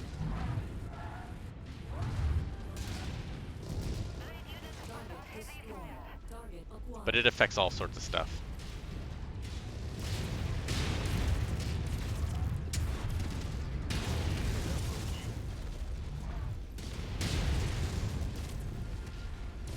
Come back, so I may brain thee. Now, Tice, what I will say is, painting, that is much more of a what you feel like sort of thing. Yeah. If you want to go for a specific cannon paint scheme or unit, there are guides. Camo Specs Online does a great job both in terms of providing reference pictures as well as video tutorials now. That's the thing that they've been getting into the last couple of years. Well, Parallax does his own painting as well. I mean, there's also painting with Parallax. Painting with Parallax is much more of a general skills thing. I'll take a look, Toilet Obliterator. I would sounds say, great. whereas Camo Specs Online is much more of a if you want to do a specific canon color scheme as a reference rather than a general skill thing. Yeah, I have a bunch of paint schemes which I have for custom lances. Like I said, if one of my lances is going to be a clown lance, that's going to be a lot of fun. It's, on the other hand, I have spent over 20 years building a roughly regiment-sized formation of what is supposed to be the 3rd Nautical Guard in every possible era configuration. Wow, nice.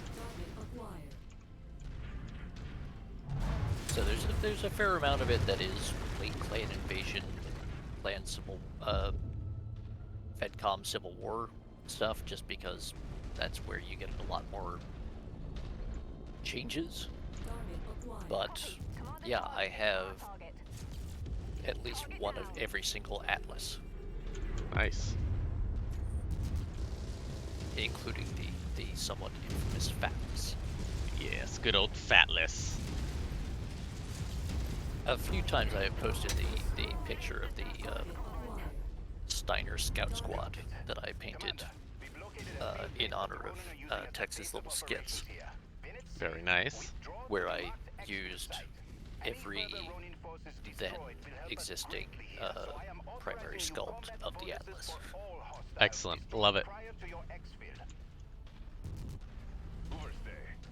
But I also actually managed to dig out one of the original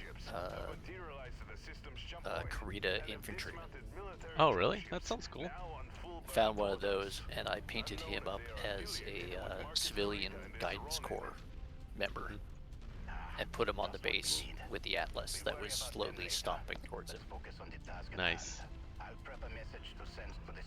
Yeah, I have all sorts of different ideas. I was considering doing some mechs up as old British linemen, so in the red colors, like lobster back.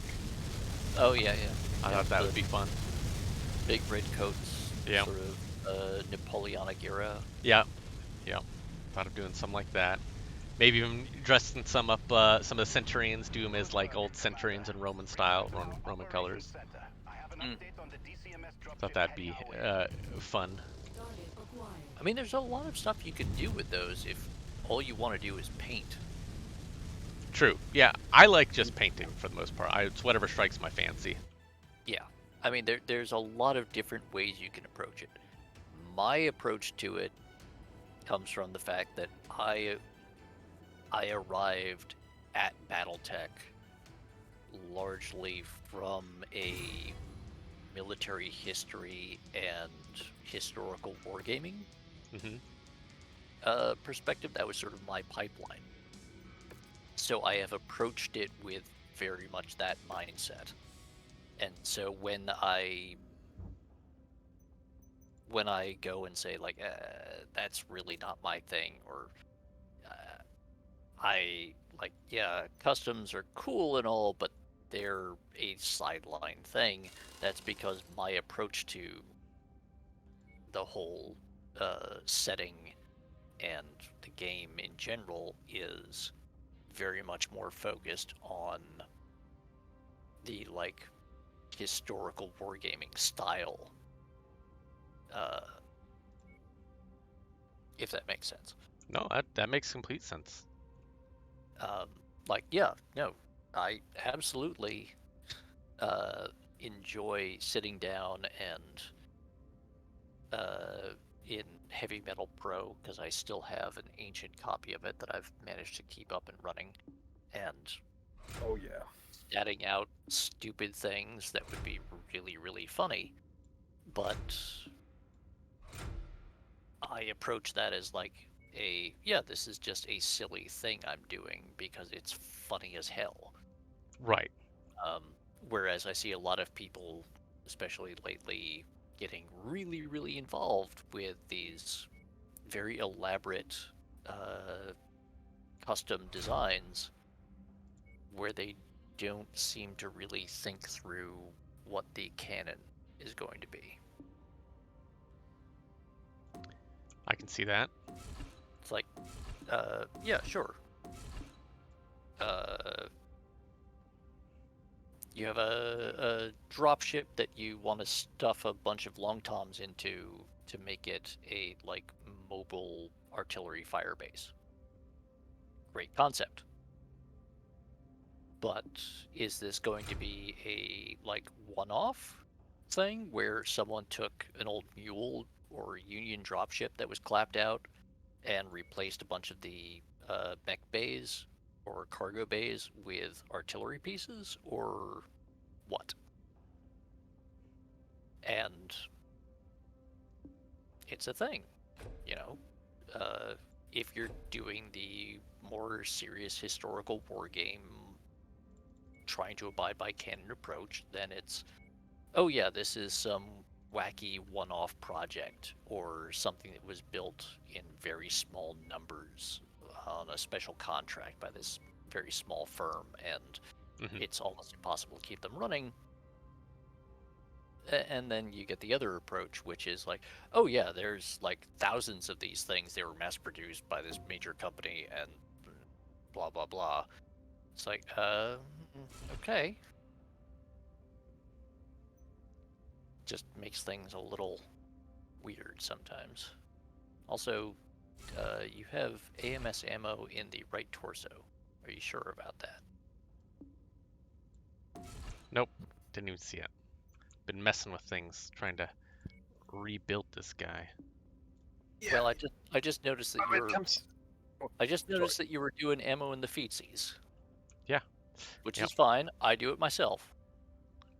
So do I. At least in these games, because it makes them. It just works. It does. And it works, yes. I mean, mostly because there is no kicking. You wouldn't do that at the top because of kicks. Kicks are important.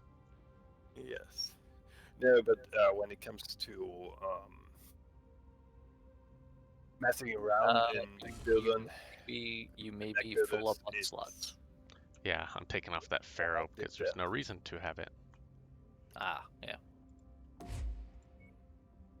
That will save you a lot of critical space. Yeah. Digs. At the moment, there was a link a couple of weeks ago in the auxiliary in the Battletech Spamming for Weirdos channel, but that link seems to be dead. We are working with the actual maintainer of the mod pack to get an up-to-date link put out.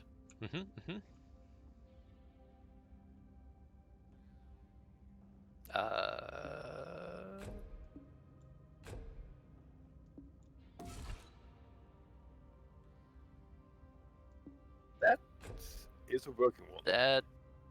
That looks like the correct one, Diggs. Thank you. Thank you, Diggs. That's why he's the man. That's why Diggs has all of the birthdays. One of the many reasons. I mean, yes, one of the many reasons, but there is a reason we have ceded all power and authority to Diggs. What do you mean not enough free slots? How many free slots does this take? I can't speak for AK, but I know that I'm just hearing voice, so... What was the question? I think Diggs would like to join us. Well, Diggs, do you have the cold mod pack? It sounded like you did. Oh crap, what'd I buy?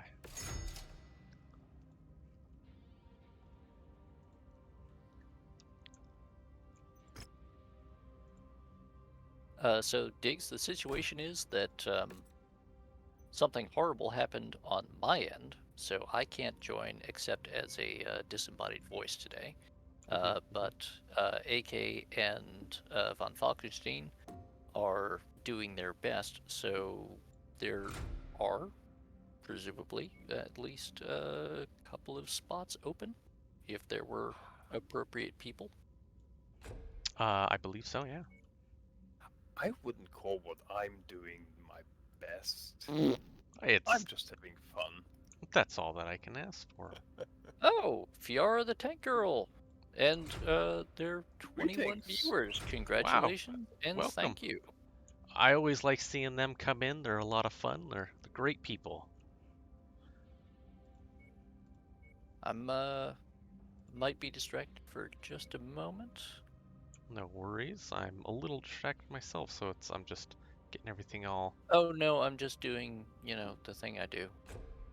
Oh, I'm sorry you're putting an AC-20 in the Mech.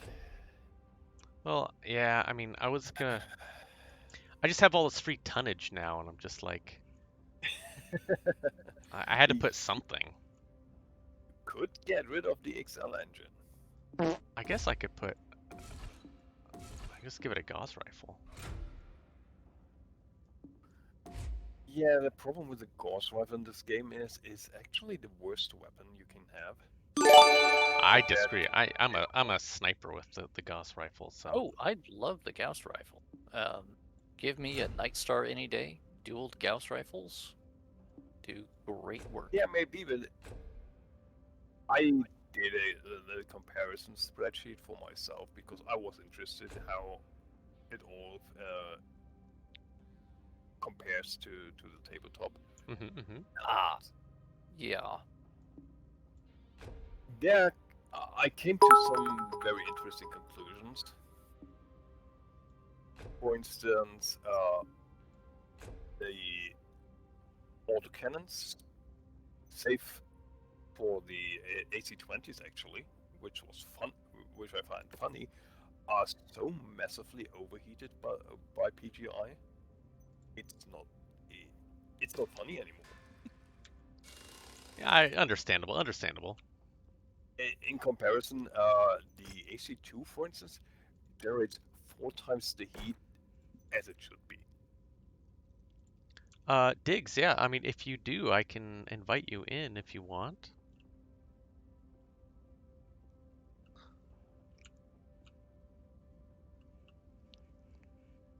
And we've got another, like, about 45 minutes we'll be playing, so... So, Tice, that is an excellent question. That actually dates back to TRO 3026, if I remember correctly. Or at least one of the very, very, very early pre-clan invasion VASA publications, in which the Ultra Autocannon 5 and the Light Barrel Extended Range Autocannon 10 class were the only ones actually developed and put into full production during the Star League before the Emeris coup. And because of the Emeris coup, no further development ever really got completed. And so the end result was that the UAC-5 and the LBX-10 were the only alternative autocannons that were fully developed and producible before the technological renaissance, and clan invasion spurred the further development. And actually, there is one plot hole about Comstar and its adherence to technology. Why did Comstar never develop any improved weaponry by themselves? That is a very good question, and I would say that, at least in part, that is somewhat commentary on the nature of AT&T in the mid-'80s, early '90s. I mean, Comstar was kind of... Oh, no, Comstar was like 100% from the get-go a commentary on American telephone and telegraph. Yeah. And the Bell system as a whole. But the fact that they had them basically stall out after the Golden Age was kind of a fact that, you developed the transistor and satellite TV, and then you just kind of stopped.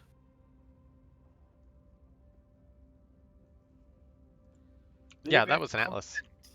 Yeah. It was one of the atlases. I have multiple atlases. But so yeah, by the time they got around to adding the advanced post Starlink tech, it was the mid to late '90s when they were doing the clan invasion thing, and it was just oh yeah, Comstar has been keeping all this stuff in hiding and just sort of depending on everyone else's technology degrading more than needing to innovate themselves. Yes. Yeah. It was... You can as read I say, it's a bit of a plot hole. It is. I mean, you can read it as Comstar's hubris, or you can read it as Comstar being so cautious about... Why not a sword? That sword claps. Revealing their true power, that they didn't want to risk doing any sort of thing that might overtly reveal their... Look at that also be read as Comstar being actually overtaken by the people who even believed their quasi-religious doctrines. Yeah. Which is also kind of shown in the 3040s, 3050s. Yes. No, there is a very large part where the later leadership of Comstar has of the religious version of Comstar, where they have bought into the cult ideology to the point that they word of Blake. Yeah, but even before the schism, I'm talking about Mindo Waterley era. Yeah. Operation Scorpion and all that. It's oh well, this is prophesized, so obviously we can't fail, despite our incredible lack of planning and poor logistics and no actual training or practice for this. And we know how that turned out. Yeah. Hans Davian foiled it with a pesticide truck turned into a vehicle-borne IED, and Anastasius Fox shot Mindo Waterley in the back of the head. As the prophecy foretold. Yeah. I mean, honestly, it's better than being shot just in the eye. Oh my god, it's an E-Banshee. Oh, that's a lovely little Banshee. What is... Oh wait, the ally? Yeah. Yeah. Yeah, no. Banshee 3Es make me sad. There's the slab of metal meant for shooting up. Yep.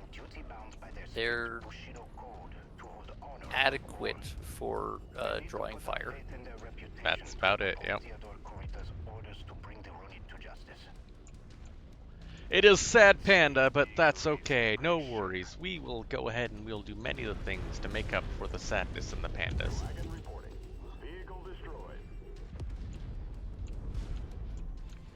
You see no one is running the center scout variant? That's because I don't have enough atlases yet.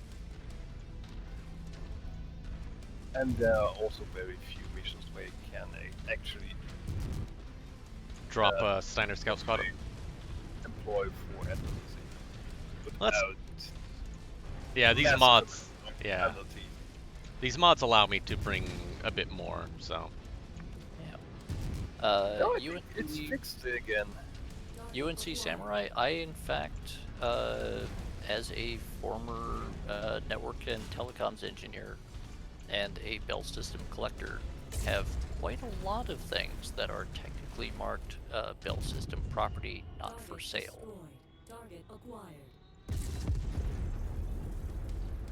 But yes, there was indeed a very long time in the United States where the telephone in your home did not in fact belong to you. Nope. It belonged to the phone company. Pay your bills, fucko, or repossess your phone. Yeah. In fact, there's a really good late 1960s, early 1970s film called The President's Analyst,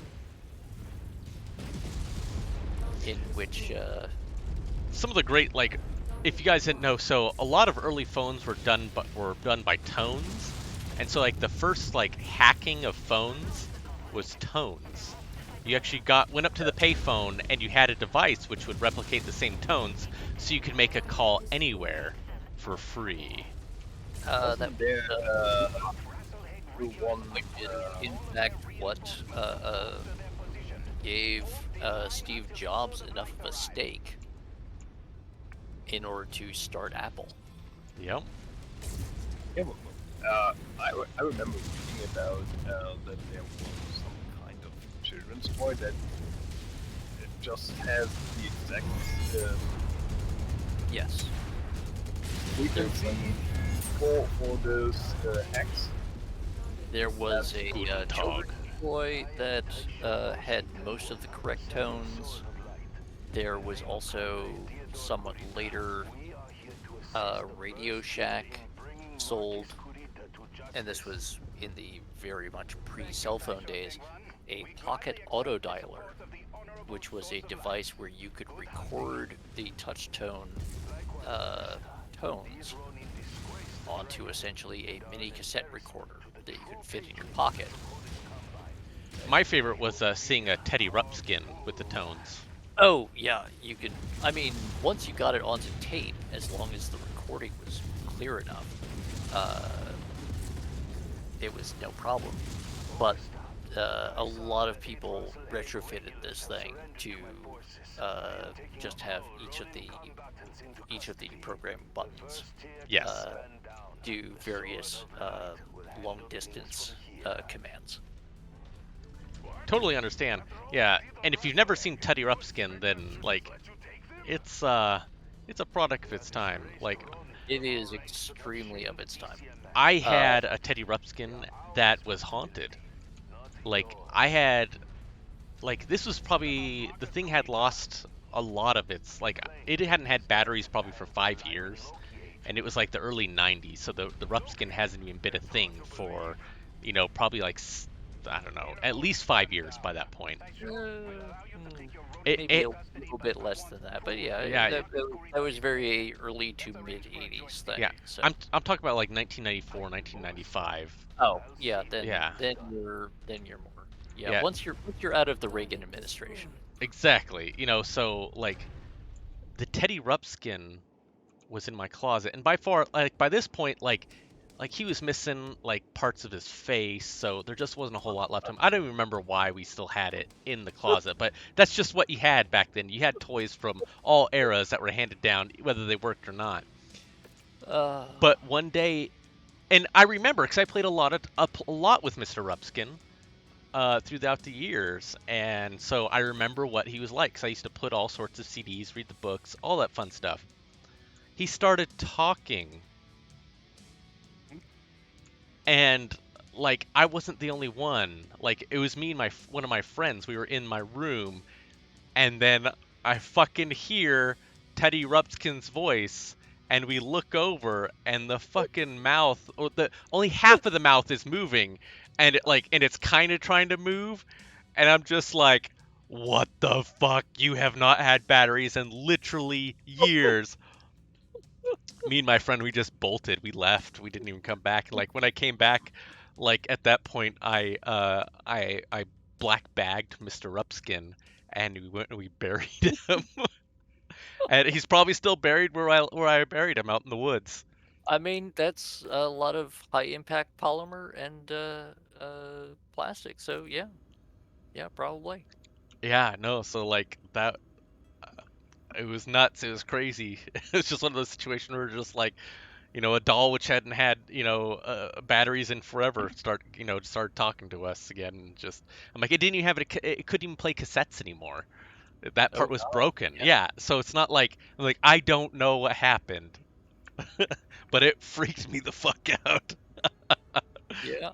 So just to go quickly back through chat, UNC Samurai, those are more properly referred to as the rainbow boxes rather than the 2600 boxes. 2600 was a magazine, actually still is a magazine focused on that sector of things. Their title itself refers to the control frequency for the early touch-tone long-distance carrier signal. Silicon Soul.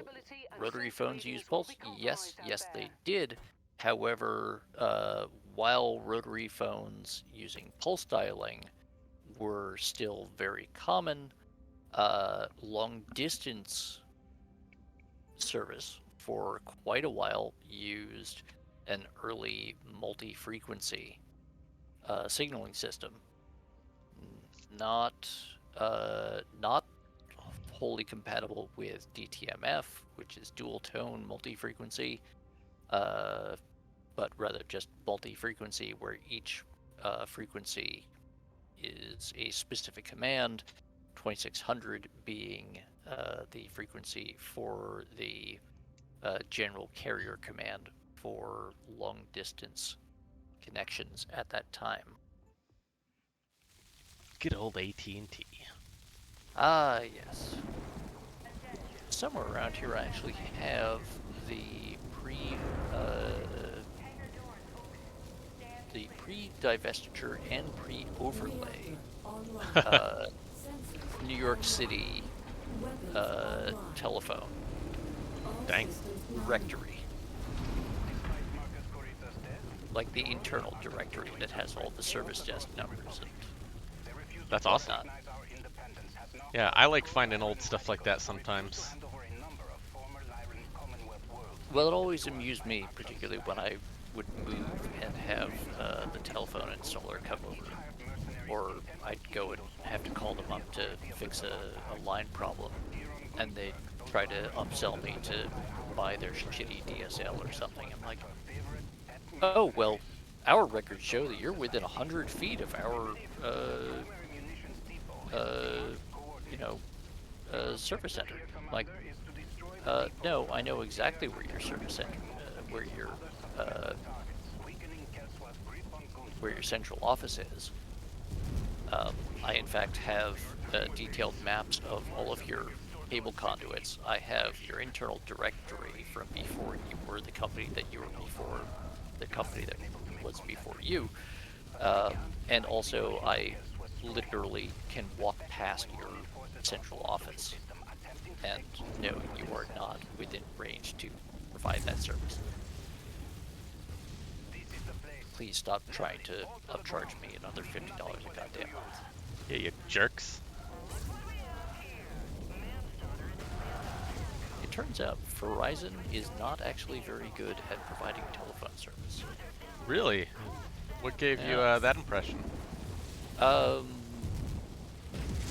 think it was the time when they told us that they had to rip out our fiber optic line in order to provide us with DSL. In about 1999. Nice. Yeah. So not only did they... Yeah.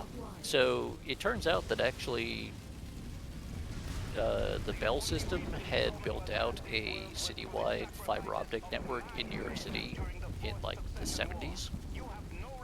Uh-huh. And they really just never bothered to actually sell the service to anyone. Interesting. So they just kept using it as like a lobbying thing where they'd go to the city and state government every few years and say, hey, we'll finish building out this high-speed data network across the city if you give us another $10 billion. Of course. And a bunch of tax breaks. And of course the city and state would do so time after time. Time after time. And they do a little bit of expansion, but never actually do it. Of course not. That's bad business. Yeah. So the problem is that at this point they have now been sued multiple times over the hey, you promised this and delivered none of it thing, and also the fact that this being New York, where they actually very nearly managed to kick out Spectrum for very similar shenanigans. Verizon has been playing it very carefully, where they are now just constantly running ads during moving season, saying oh, hey, you want the best apartment? Go find one that is served by our fiber optic network. Here's a website that shows our, what addresses we service. That's not shady at all. Yeah, it's still 90% lies also, so,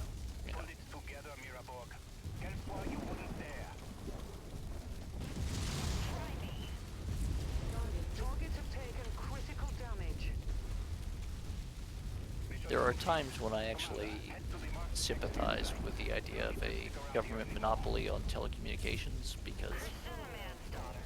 Yeah, government subsidiaries would be nice, or nationalize. Yeah, more like a nationalized commercial entity, not like an actual government agency. Right. Or, well, I mean, on the other hand, yeah, treat it similar to the post office. Make it part of the post office. I mean, that's how a lot of other countries did it. It has its drawbacks, I'll admit. Yeah. I mean, but it's been chugging along very faithfully for a long time. Well, yeah, and also, the United States Postal Inspection Service, the last time they had to ask for backup, they got the United States Marine Corps. Yep. So, who's gonna fuck with our internet? Yeah, I firmly believe that any... Oh wait, here we go. Watcher of Bells, any advice for someone who's looking to get into the Battletech hobby? That's an easy one. Get the beginner box with Catalyst. That is the perfect place to start. It gives you mechs, it gives you quick rules, it's not expensive. That right there, that's all you need to start. Go from there. Once you got a good understanding of all the quick rules, then you'll kind of understand where and what you want to see more from the game, and then I suggest getting like the clan invasion box probably next or something like that, and then you can start branching out. Get more, play some of the games, read some of the books, find out what's interesting for you, because Battletech is so big, you can find your niche and be like, I like these 4 mechs and only these 4 mechs, and that's more than enough for what I need or want. And that's actually with a lot of people in Battletech. You'll find that, like, some are like, I'm only clans, some's like, I'm only inner sphere, and others are, just whatever's fun. it depends, you know. So go with whatever makes you happy once you find out what that is. I would say maybe as a sort of an intermediate step between the beginner box and clan invasion box is the a game of armored combat, sort of standard box. Just because it is a little bit more of a stepping stone between the two. I can see it, yeah. Going like straight from beginner rules to clan invasion is a little bit of a leap, in some cases. Not wrong, you can do it, but it could hurt. Beginner box is really meant to be the appetizer to the whole system. Game of Armored Combat is, you know, you're interested and you want to get started. Yeah. And then Clan Invasion is, I'm liking what I'm seeing and I want another course. Exactly. If we're using like a multi-course meal as a metaphor. Weapons online.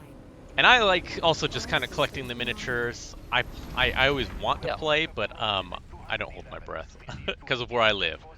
I've bought many miniature games and have never actually even played them, and ended up selling them because no one was interested. Oh yeah. Now if you're investing in actual physical miniatures, you either need to be very sure that you have a interested player base in your immediate area that you can actually get along with and will interact with. Yep. Or you are going to just have a shelf with a bunch of interesting knickknacks.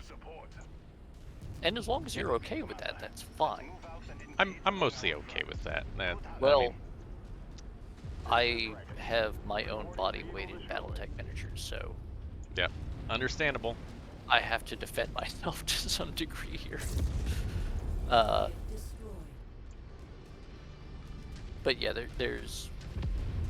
like, yeah, if you're interested in the game in general, absolutely get at least the beginner box set. The beginner box set is the low cost, low risk option. Yeah. It gives you the most basic rule set.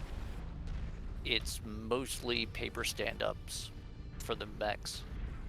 It gets you some maps. It gets you like all of the essentials. Yep. It's a very no-frills experience, but honestly, like the great thing about BattleTech is you don't need frills to make it fun. Like, oh yeah, you can be. I have literally seen people use an empty Coke can. Yeah. As stand-in for an Atlas. Yep. And like, you know, another fun one is you know, people really do enjoy the game, and you can say like, well, I only have 3025 tech, and that's all I'm familiar with, so I'm going to go ahead and just use that. Guess what?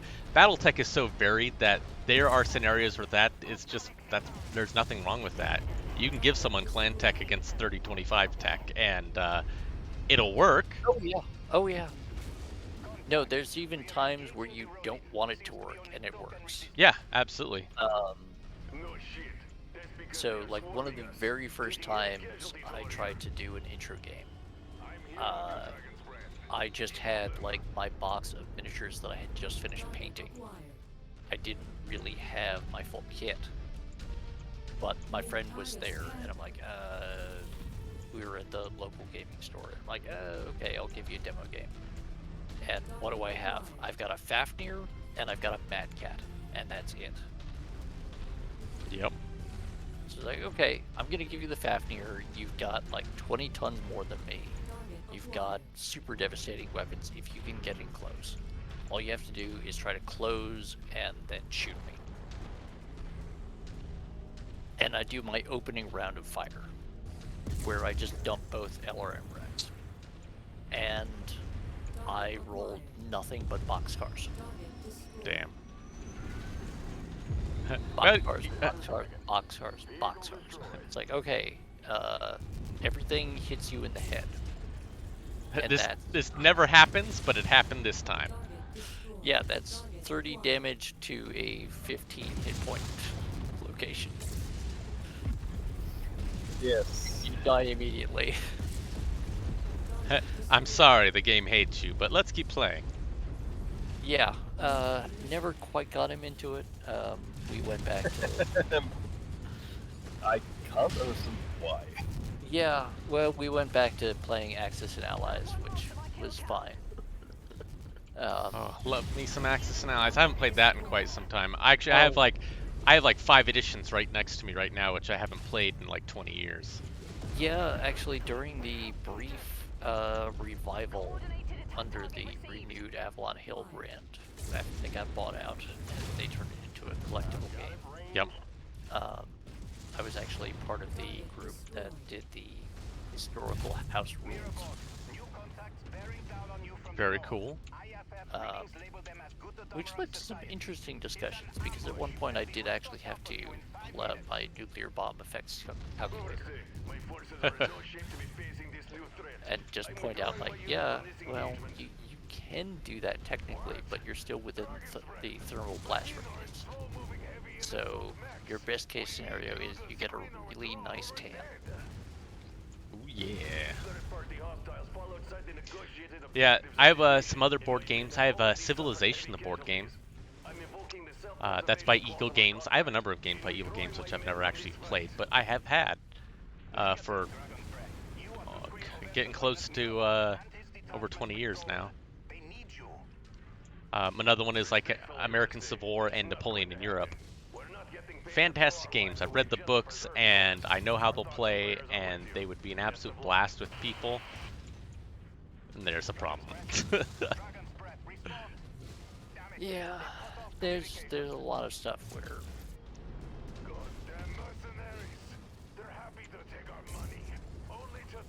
you get a really great game and then just have no one to play it with. Yeah, the Napoleon Europe, I'm not gonna sell it, because like the board game itself is like right now it's like $400 or $500. Oh. I mean, I still have a 1980s edition of the Insulting Detective game. Dang. Which, if you're not familiar with that, that is a sort of parlor game version of Sherlock Holmes. Yeah, it sounded familiar. I've never actually really delved much into it.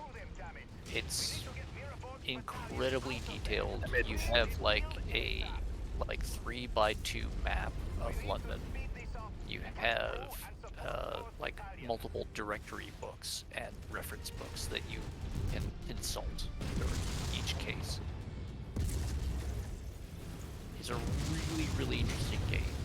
And I actually inherited it from my grandfather, and I would love to see it done as a stream thing, but it's one of those things where you need someone who has a lot of table space and a document camera to actually run a remote thing, unless you're going to get everyone into the same room and you actually have the stupid amount of money that these things cost. Exactly. I mean, they actually still publish it. You can get it as a box set at a much more reasonable price. But there is a certain something, a je ne sais quoi, to having the version that has all of the original Strand illustrations. Yeah. Some of those games with like the original boxes and stuff, it's just magic. It's great. Oh yeah. No, I've even got, actually, off to the side, the original Succession Wars board game. Nice. For those of you who are not familiar, that is a board game. That is a BattleTech board game, which is a high-level strategic board game. Huh. It's like on par with playing Risk, almost. Okay. You have a certain amount of C-bills, you have territorial markers and territories, and you just sort of roll dice to determine all of the actual tactical and low-level strategic combat elements. Tyra, and you're just the I'm head of a sorry. house.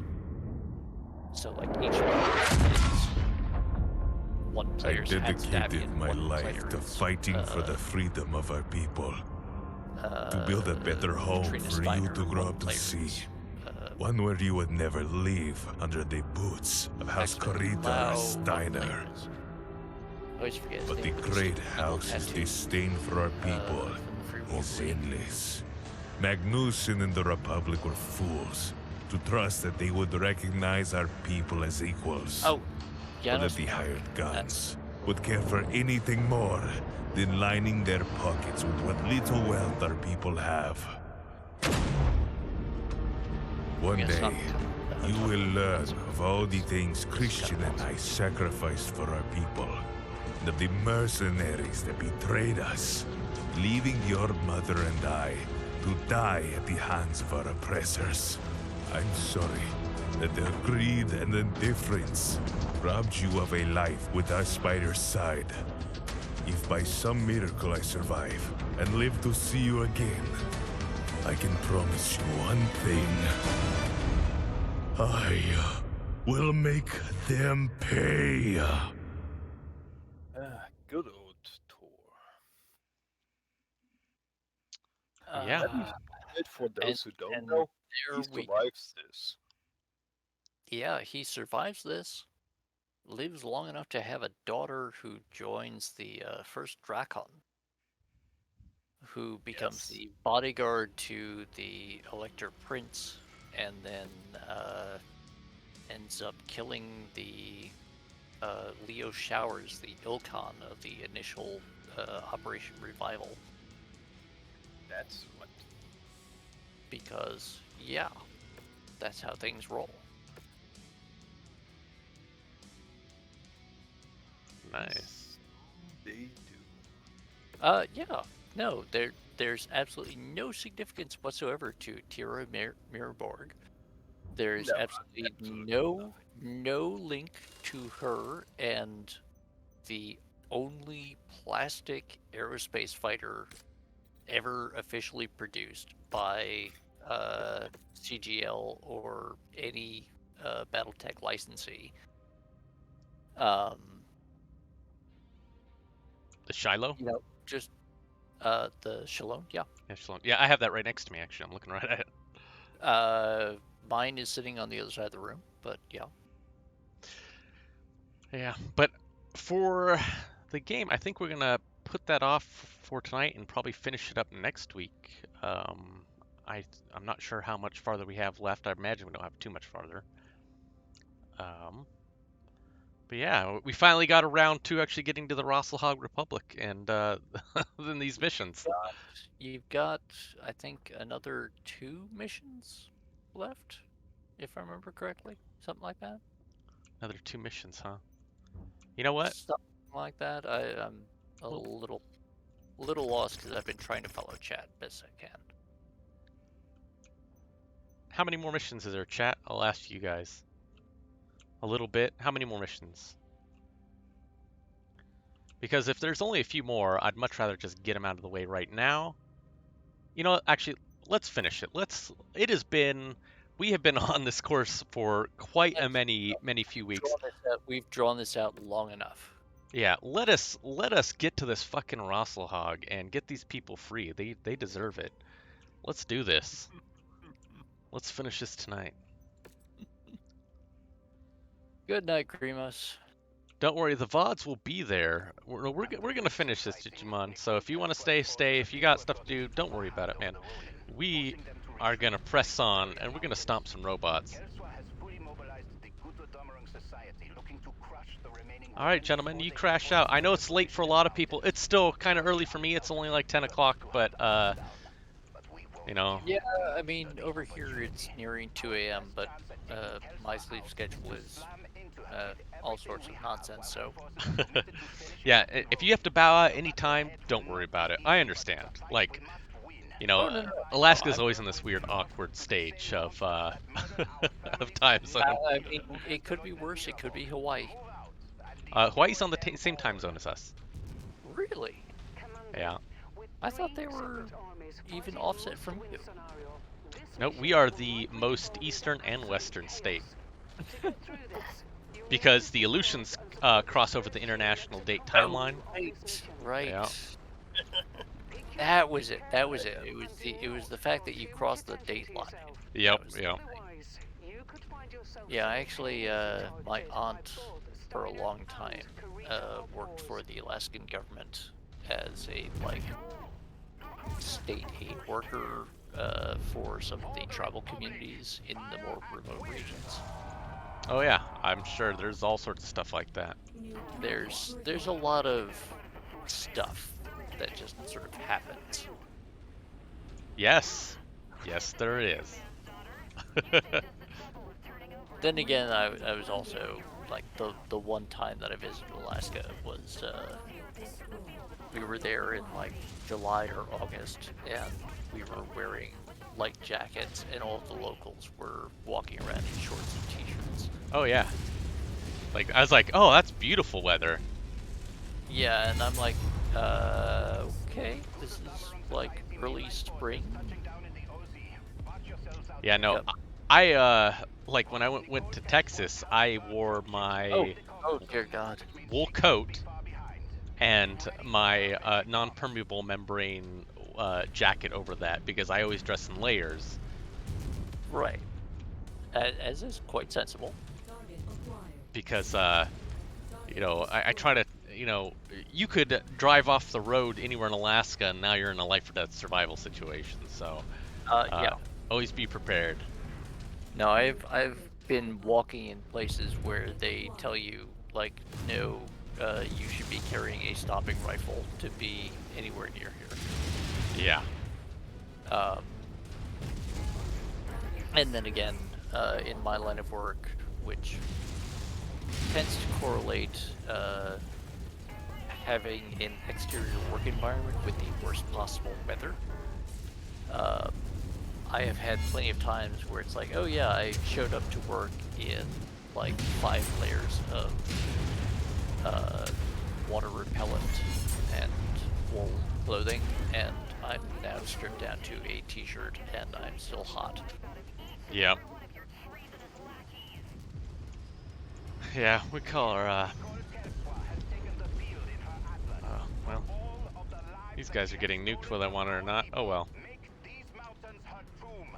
I mean, to be fair, that's their fault for being there. Yeah, if they didn't want to be red blips, then they shouldn't be red blips. Jerks. Exactly.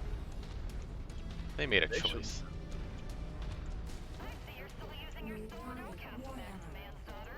Well, he's dead. Ooh, an atlas. Guten Tag.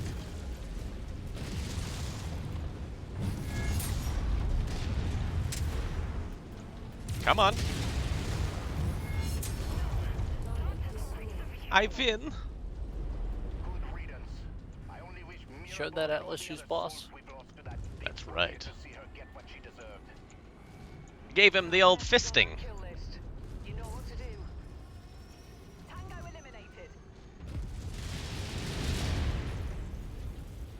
Digiman, trust me, do not stay up longer than necessary. If you're feeling tired, go to bed. Take advantage of it.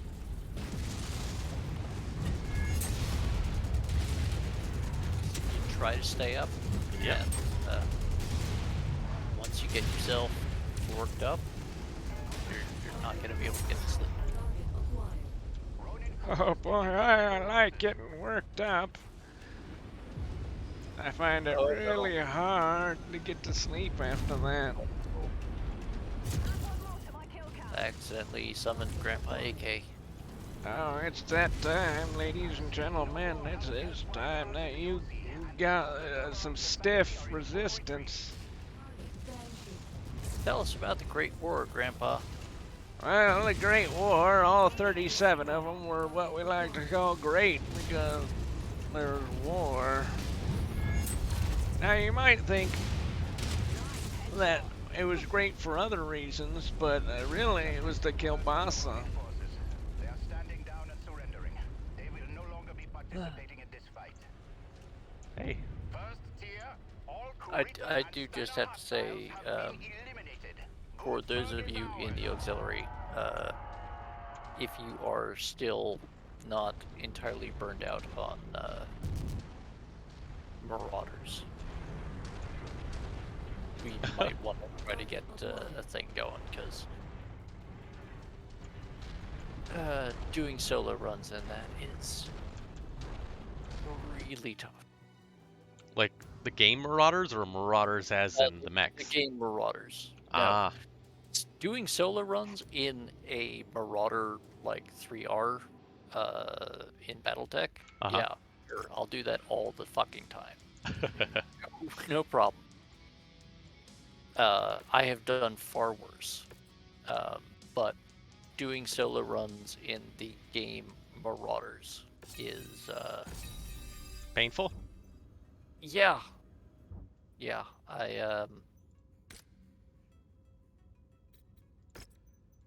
every time I get a really good haul of loot is the time when all of a sudden another pirate band shows up and just murders me. Of course. I mean, that's how the game works. It calculates a dollar value and like, you know what would really screw this guy over? These guys. Yeah, it is really good at that. But yeah, just an idea. If people are sufficiently interested in the aux, politely mention it to Diggs, possibly, as a thing that you might want to see a dedicated channel for organizing, instead of just the looking for group thing, which has not been active for a couple of months. Ooh. And by that, I do not mean harass Diggs. Yeah, I mean, you can harass him, but he'll probably just ban you. Yeah, I'm not. I want to be very clear. Diggs is a very good man, a very good bear. Diggs does many great things and is very polite and low to anger. But do not anger the Diggs. Yep, you will have regrets. Well, he won't, you will. Yeah. Diggs will not regret it. No. Diggs will do what is necessary. Diggs will do what Diggs do. In a very nice and polite and Diggs way. Oh yes, no, he is. That's right. Yeah. Do not poke the bear. I mean, the man once sent me 4 pounds of cheddar cheese. Really? Yeah. Yeah, he did. That's nice. Yeah. Actually, Tech sent me like 6 pounds of cheese. Well, it was a full wheel of mild cheddar. Yeah, I got a wheel of mild cheddar and a log of Colby. I'm not much for Colby. I much prefer cheddar. I prefer like sharp cheddar generally, but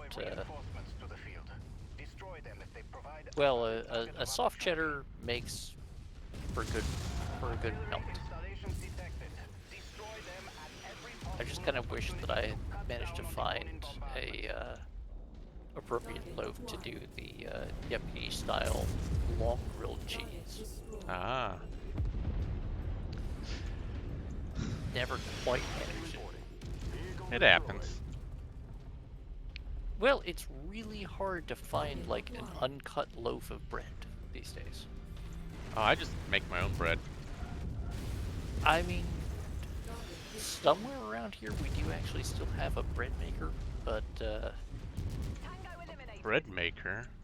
You don't just make it by hand and... I mean, you do all that, but you dump all the dough into a canister that cooks it. Them's cheating. No, yeah, not really. Also, I've had a bread maker before. It's awesome. I'm just messing with it. No, it's actually, I do not have fond memories of that thing. Oh, I had a pretty good one. I made like pumpkin bread. I made banana bread. I made all sorts of fun stuff, and I had homemade sourdough. I made all sorts of fun stuff. It's when I was growing up, my mother kept using it to try to make a like cinnamon swirl sort of thing.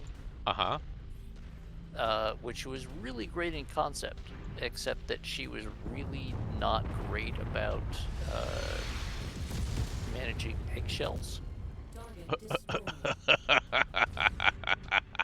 So on average, like every bite of the slice of bread that you got, which was otherwise delicious, was also you're eating an eggshell.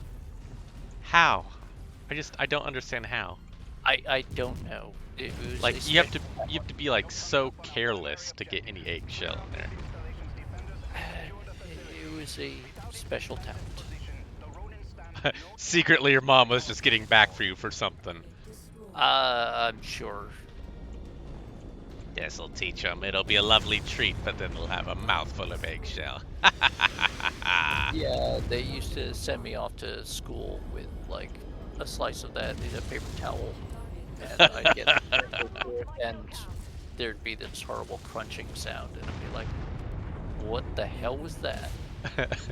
It's delicious. No. Like, yeah, this was a great like cinnamon roll-ish experience, and then crunching happened. Where it shouldn't. That's the worst. When you bite something soft and it crunches when it shouldn't. Yeah.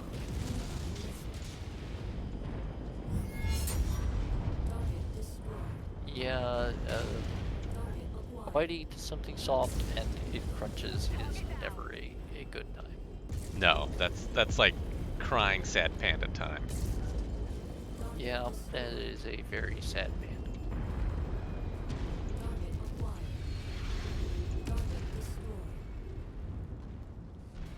We're in a target-rich environment, gentlemen.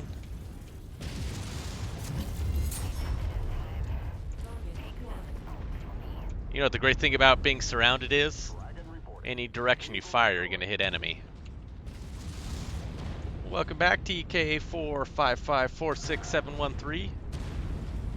Hello, TK. Hello. Did you, man? Yeah, sourdough can be very good like that.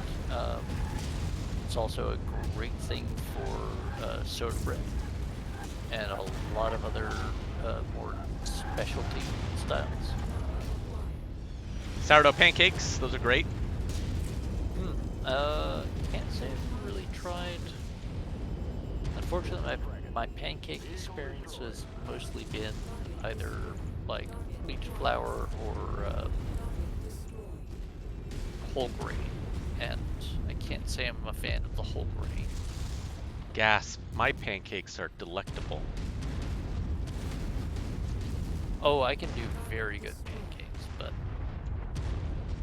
then again, I practice like doing hard tack on a wood stove. Yeah. Yeah, my pancakes are always like at least like about an inch to 2 inches thick. And you do the real fluffy ones.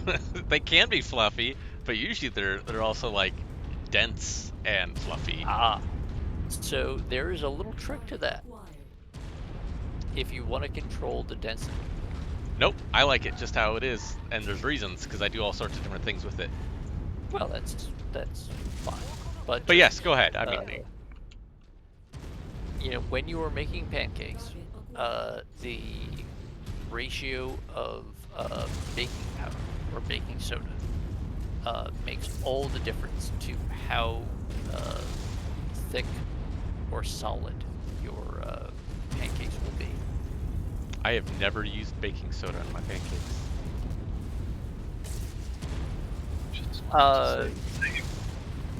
Yeah, it's rare that you use actual baking soda. It is usually baking soda that has already been pre-mixed into whatever. Right. I see what So adding a little bit more or reducing the ratio of the other ingredients can make a tremendous difference. Okay. So I used to make some incredibly very light, very airy, very fluffy pancakes by just putting a little bit more baking soda into the mix than would normally be expected. Nice. Yeah, one of my favorites to make is, I think I probably mentioned before, saddlebags. So what a saddlebag is it's a pancake, obviously, but you put like either ham, bacon, or sausage inside the actual pancake, and then you cook it inside the pancake, and then you top it with 2 fried eggs. Oh, and then yep, and then you put maple syrup over the top of that. All right. And that is called a saddlebag, which is a bite of breakfast, or it's a taste of full breakfast in every bite. Makes sense. Yeah, I have to admit the closest I've ever gotten to that is probably doing eggs in a basket. Oh, is that where you cut a hole in a piece of bread? Yeah. That's you take a drinking glass. Yep. You cut out the middle of a slice of bread, and then you fry the bread, and then you crack an egg into the middle of it and fry it. Yep. We always called that a man on a raft. Oddly enough, I actually learned the recipe like 99% from the V for Vendetta movie. Yep. I saw them use oil. I've never used oil. I use butter. Oh yeah, no, by all means use butter. I mean, there are oils you can use with just a little bit of salt and pepper that'll work out and give you a similar taste, but butter is just the easy way to go.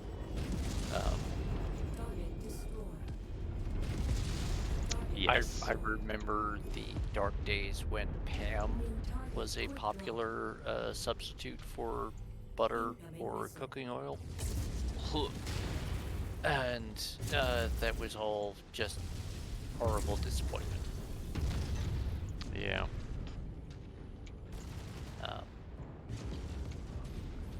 Yeah. Peanut butter on celery is pretty good. You want another interesting peanut butter combo? Peanut butter with dill pickles on a sandwich. So Digiman and Grim, Pigs in a Blanket is a small sausage in a pastry crust, usually a hot dog wrapped in like a pancake batter. Or that. Yeah. Well, I mean then you're blurring the lines with corn dog, and then it gets into a whole thing. Right, but that's what I've better composition, etc. Right, I've always had. Pig in a Blanket though is specifically meat popsicle wrapped in bread thing. Yeah. So as long as you're following that formula, yes, you can arguably call it a pig in a blanket. If you're starting to like put meat on stick and dip in batter, then you're encroaching on corn dog territory, and then it becomes a whole thing about what your actual pastry base is. Yeah. We'll be there. Happy to receive the relief. Grim shit on a shingle is an advisable bean intake on a slice of toast. And yeah. It's not widely marketed. Yeah, don't shit on a shingle. Personally, I've done it. I can't recommend it, but it's not for everybody. Well, it's not really for anybody. It just sometimes it happens. I can see that.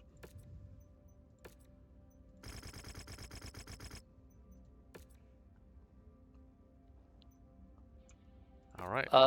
Did you, man? Yeah. Kosher corn dogs are going to be a bit of a problem, partly because you have the prohibition on the combining of dairy and meat. So you are going to have to find a non-dairy, yeah, you're going to have to find a non-dairy batter recipe to start with. Then you have the whole added difficulty of finding a kosher hot dog or whatever.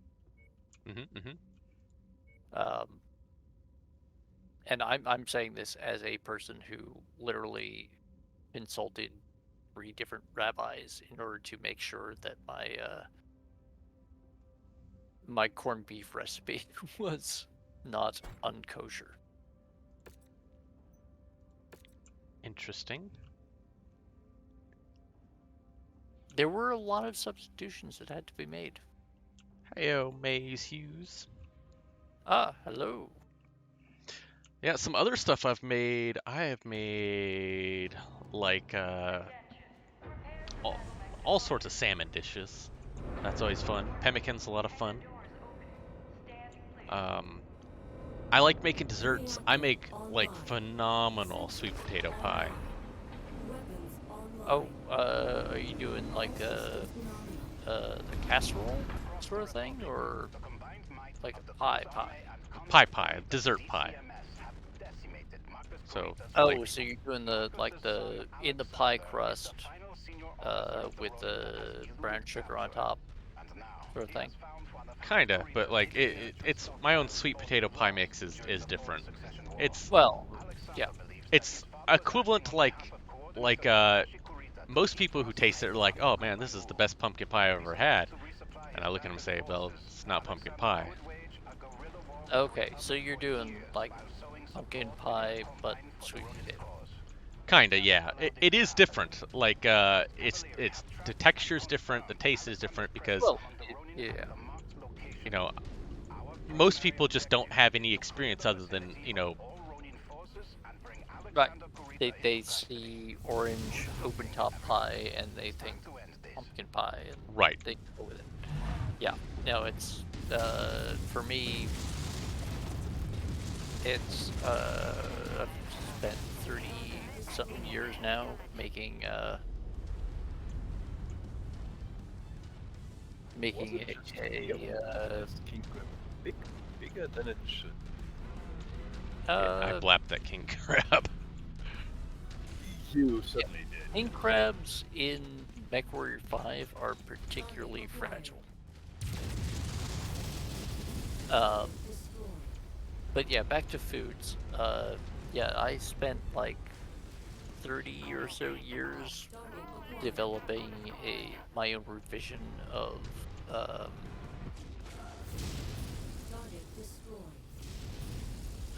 sweet potato casserole. Okay. Where it's mashed sweet potatoes, pineapple, a whole bunch of other stuff, topped with marshmallows, and then bacon.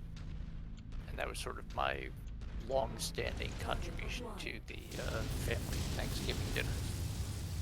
Nice. Yeah, another one I do is I do peanut butter pie. Another one of my favorite is strawberry rhubarb cheesecake pie. New target, locust. Rhubarb always just...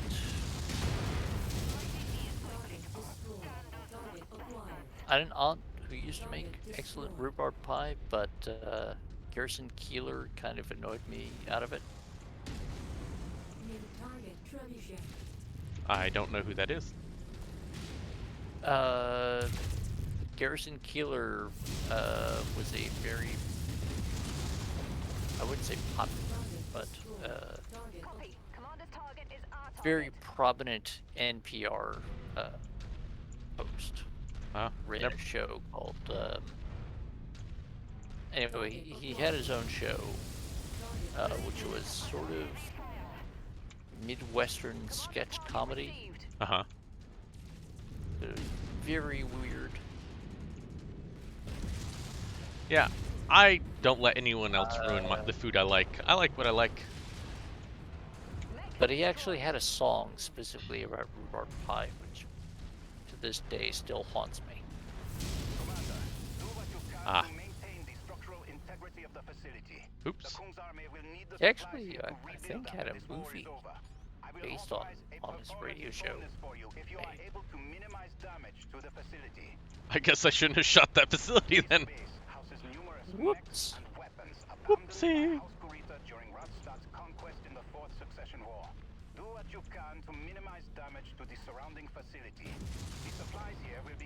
Man, I wish you guys would have mentioned something sooner. Yeah, it would have been great. Yeah, I am checking my fire. You're just in the way of it. Like, it would have been great if you had told me before I shot at the thing. Yeah. That I wasn't supposed to shoot at the thing. I mean, you should just know by now. I'm trigger happy.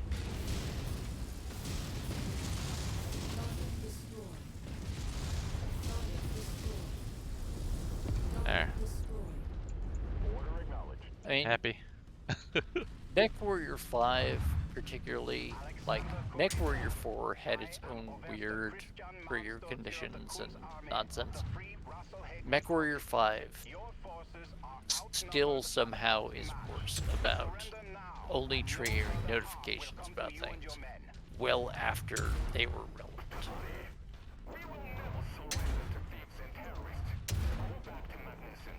It's like, yeah. Oh, hey, you should not burn down that city. It's important. You're supposed to be defending it. Like, well, 20 minutes ago when I started leveling the damn thing would have been helpful. Yep. Now, a bit too late. A wee bit too late, laddie. So believe it or not, I had never actually played Mechwarrior 2, 3, or 4. Yeah, I started my Mechwarrior career with Mechwarrior 3. It was a very different experience. 3 and 4 were much more happy with a joystick. Always hated the joystick. I mean, this was also back in the time when Microsoft was still publishing the Combat Flight Simulator series. That's true. Short-lived as it was, and you could get paddle joysticks pretty cheap, so it was not a terrible deal. And now it's like, it's really tough to find joysticks. Oh yeah, finding a remotely decent joystick. That's not like $300. Yeah, no, it's just not gonna be a thing. It's either you find complete crap or you find like absolute awesome, totally great, but over there. almost the size of a car. Yeah, I had one for the longest time, but what happened was since I put it in storage, it yeah, it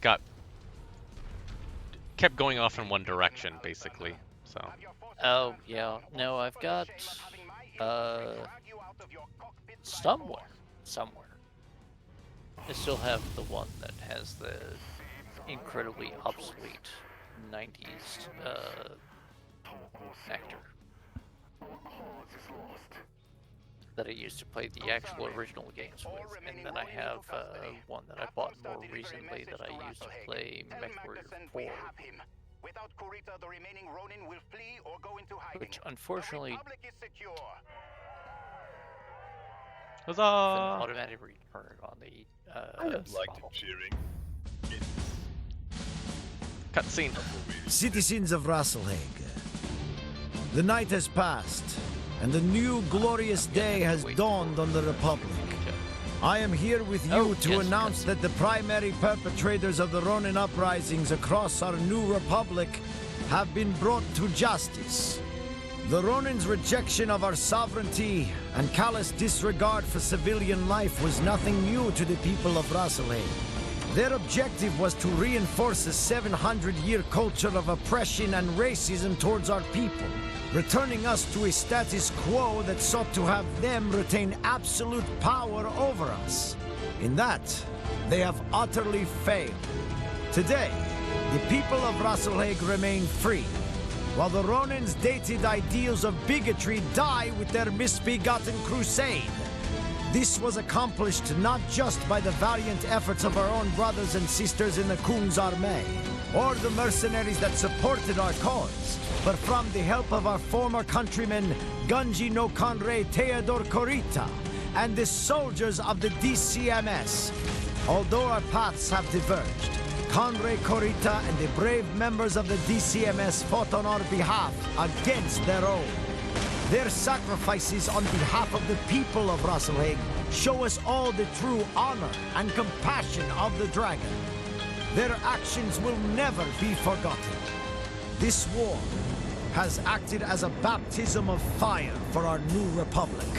It is one that has forged us into a stronger nation, that has proven to the entire inner sphere what we have known all along, that together, the people of the free Wrassle Republic are no one's lesson. From this day forth, the Wrassle people will now and forever stand amongst the great houses of the inner sphere as equals. Until the clans come. Yeah, no. You got 10 glorious years. Yuck it up. As much as I like the red hacks. That's the dish of grandeur.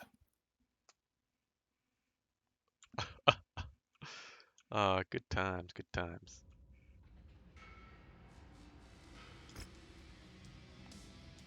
Is there anything we even want? No, not really.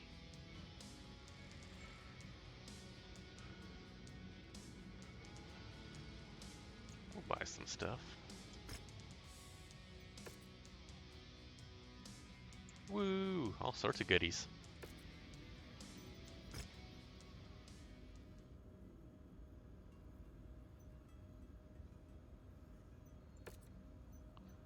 Is that the end of the DLC? Was that, I think these other jobs are just, like now take place in there as contracts.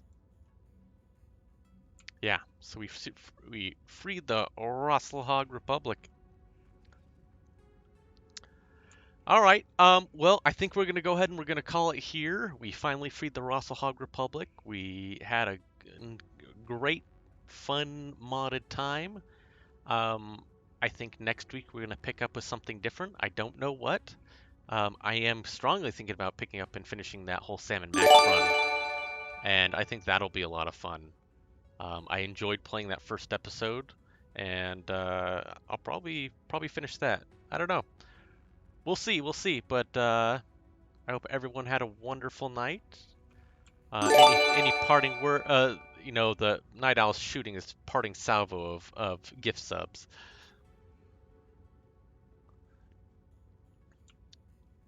Any parting words for the folks there, Night Owl or Falkenstein? Well, he has to. Yeah, oh, of course he has to. Stay tuned, turned on, and yeah, as usual, was quite fun. Yeah.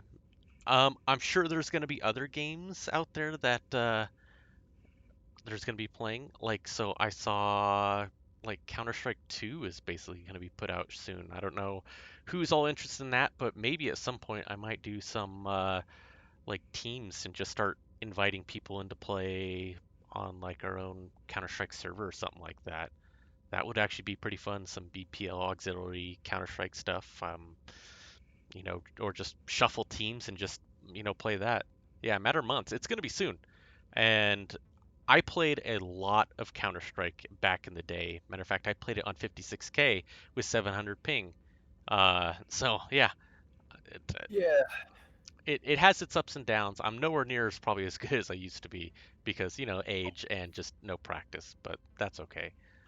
But I never was any good in it, but Understandable. Well, I hope everyone had a lot of fun. This was Mechwarrior 5 with the Wrassle Hog Republic. We might pick up on this save at a later point and maybe get to where the clans are. Who knows? No guarantee. But what? Go ahead. We will have Mechwarrior 6 for that. Very true. Mechwarrior 6 is. They told us at least. So, yep, maybe not. We'll see. It is possibly a thing that may happen soonish. Yeah. So we'll see. Yes. But I will say, we are something like 10 or so hours away from the Catalyst Kickstarter launch of the new BattleTech Mercenaries box set. Yep. So if you guys are interested, do what you like. If you can. As said, for whatever reasons, Kickstarter does not accept my money. So can't do anything against it. Yeah. But if you are interested, intrigued, etc., there are links to some announcements in the auxiliary Discord. But please do not ask us for more insider information because we don't actually work there and don't have that information. Yeah, we have no affiliation with Catalyst Games or any of their proprietary supplement thingies, we just buy way too much of their shit. Yeah, we just snort boner pill dust and play mech games, so that's about it. And yes, tease Günzburg, that's Thor Miraborg, who lost his wife again because of some idiot mercenaries, and thus grow a massive hate boner for all mercenaries, no matter how good. To be fair, the mercenaries in that case were not properly supported and actually had a good reason for falling back, and told him, hey, this position is untenable and you should really fall back with us, and he refused to do so. And because he also has a massive hate boner for everything Kurita. And to be fair, yes. But we can save that discussion for another time, so I'm going to go ahead and call it an evening here, gentlemen. Yes, we're going to call it a night. Yeah. Thank you all for coming out. Take care, stay safe, etc., etc., etc. Yep, this has been AK Lone Wolf WBPL 76. Have a good night, folks.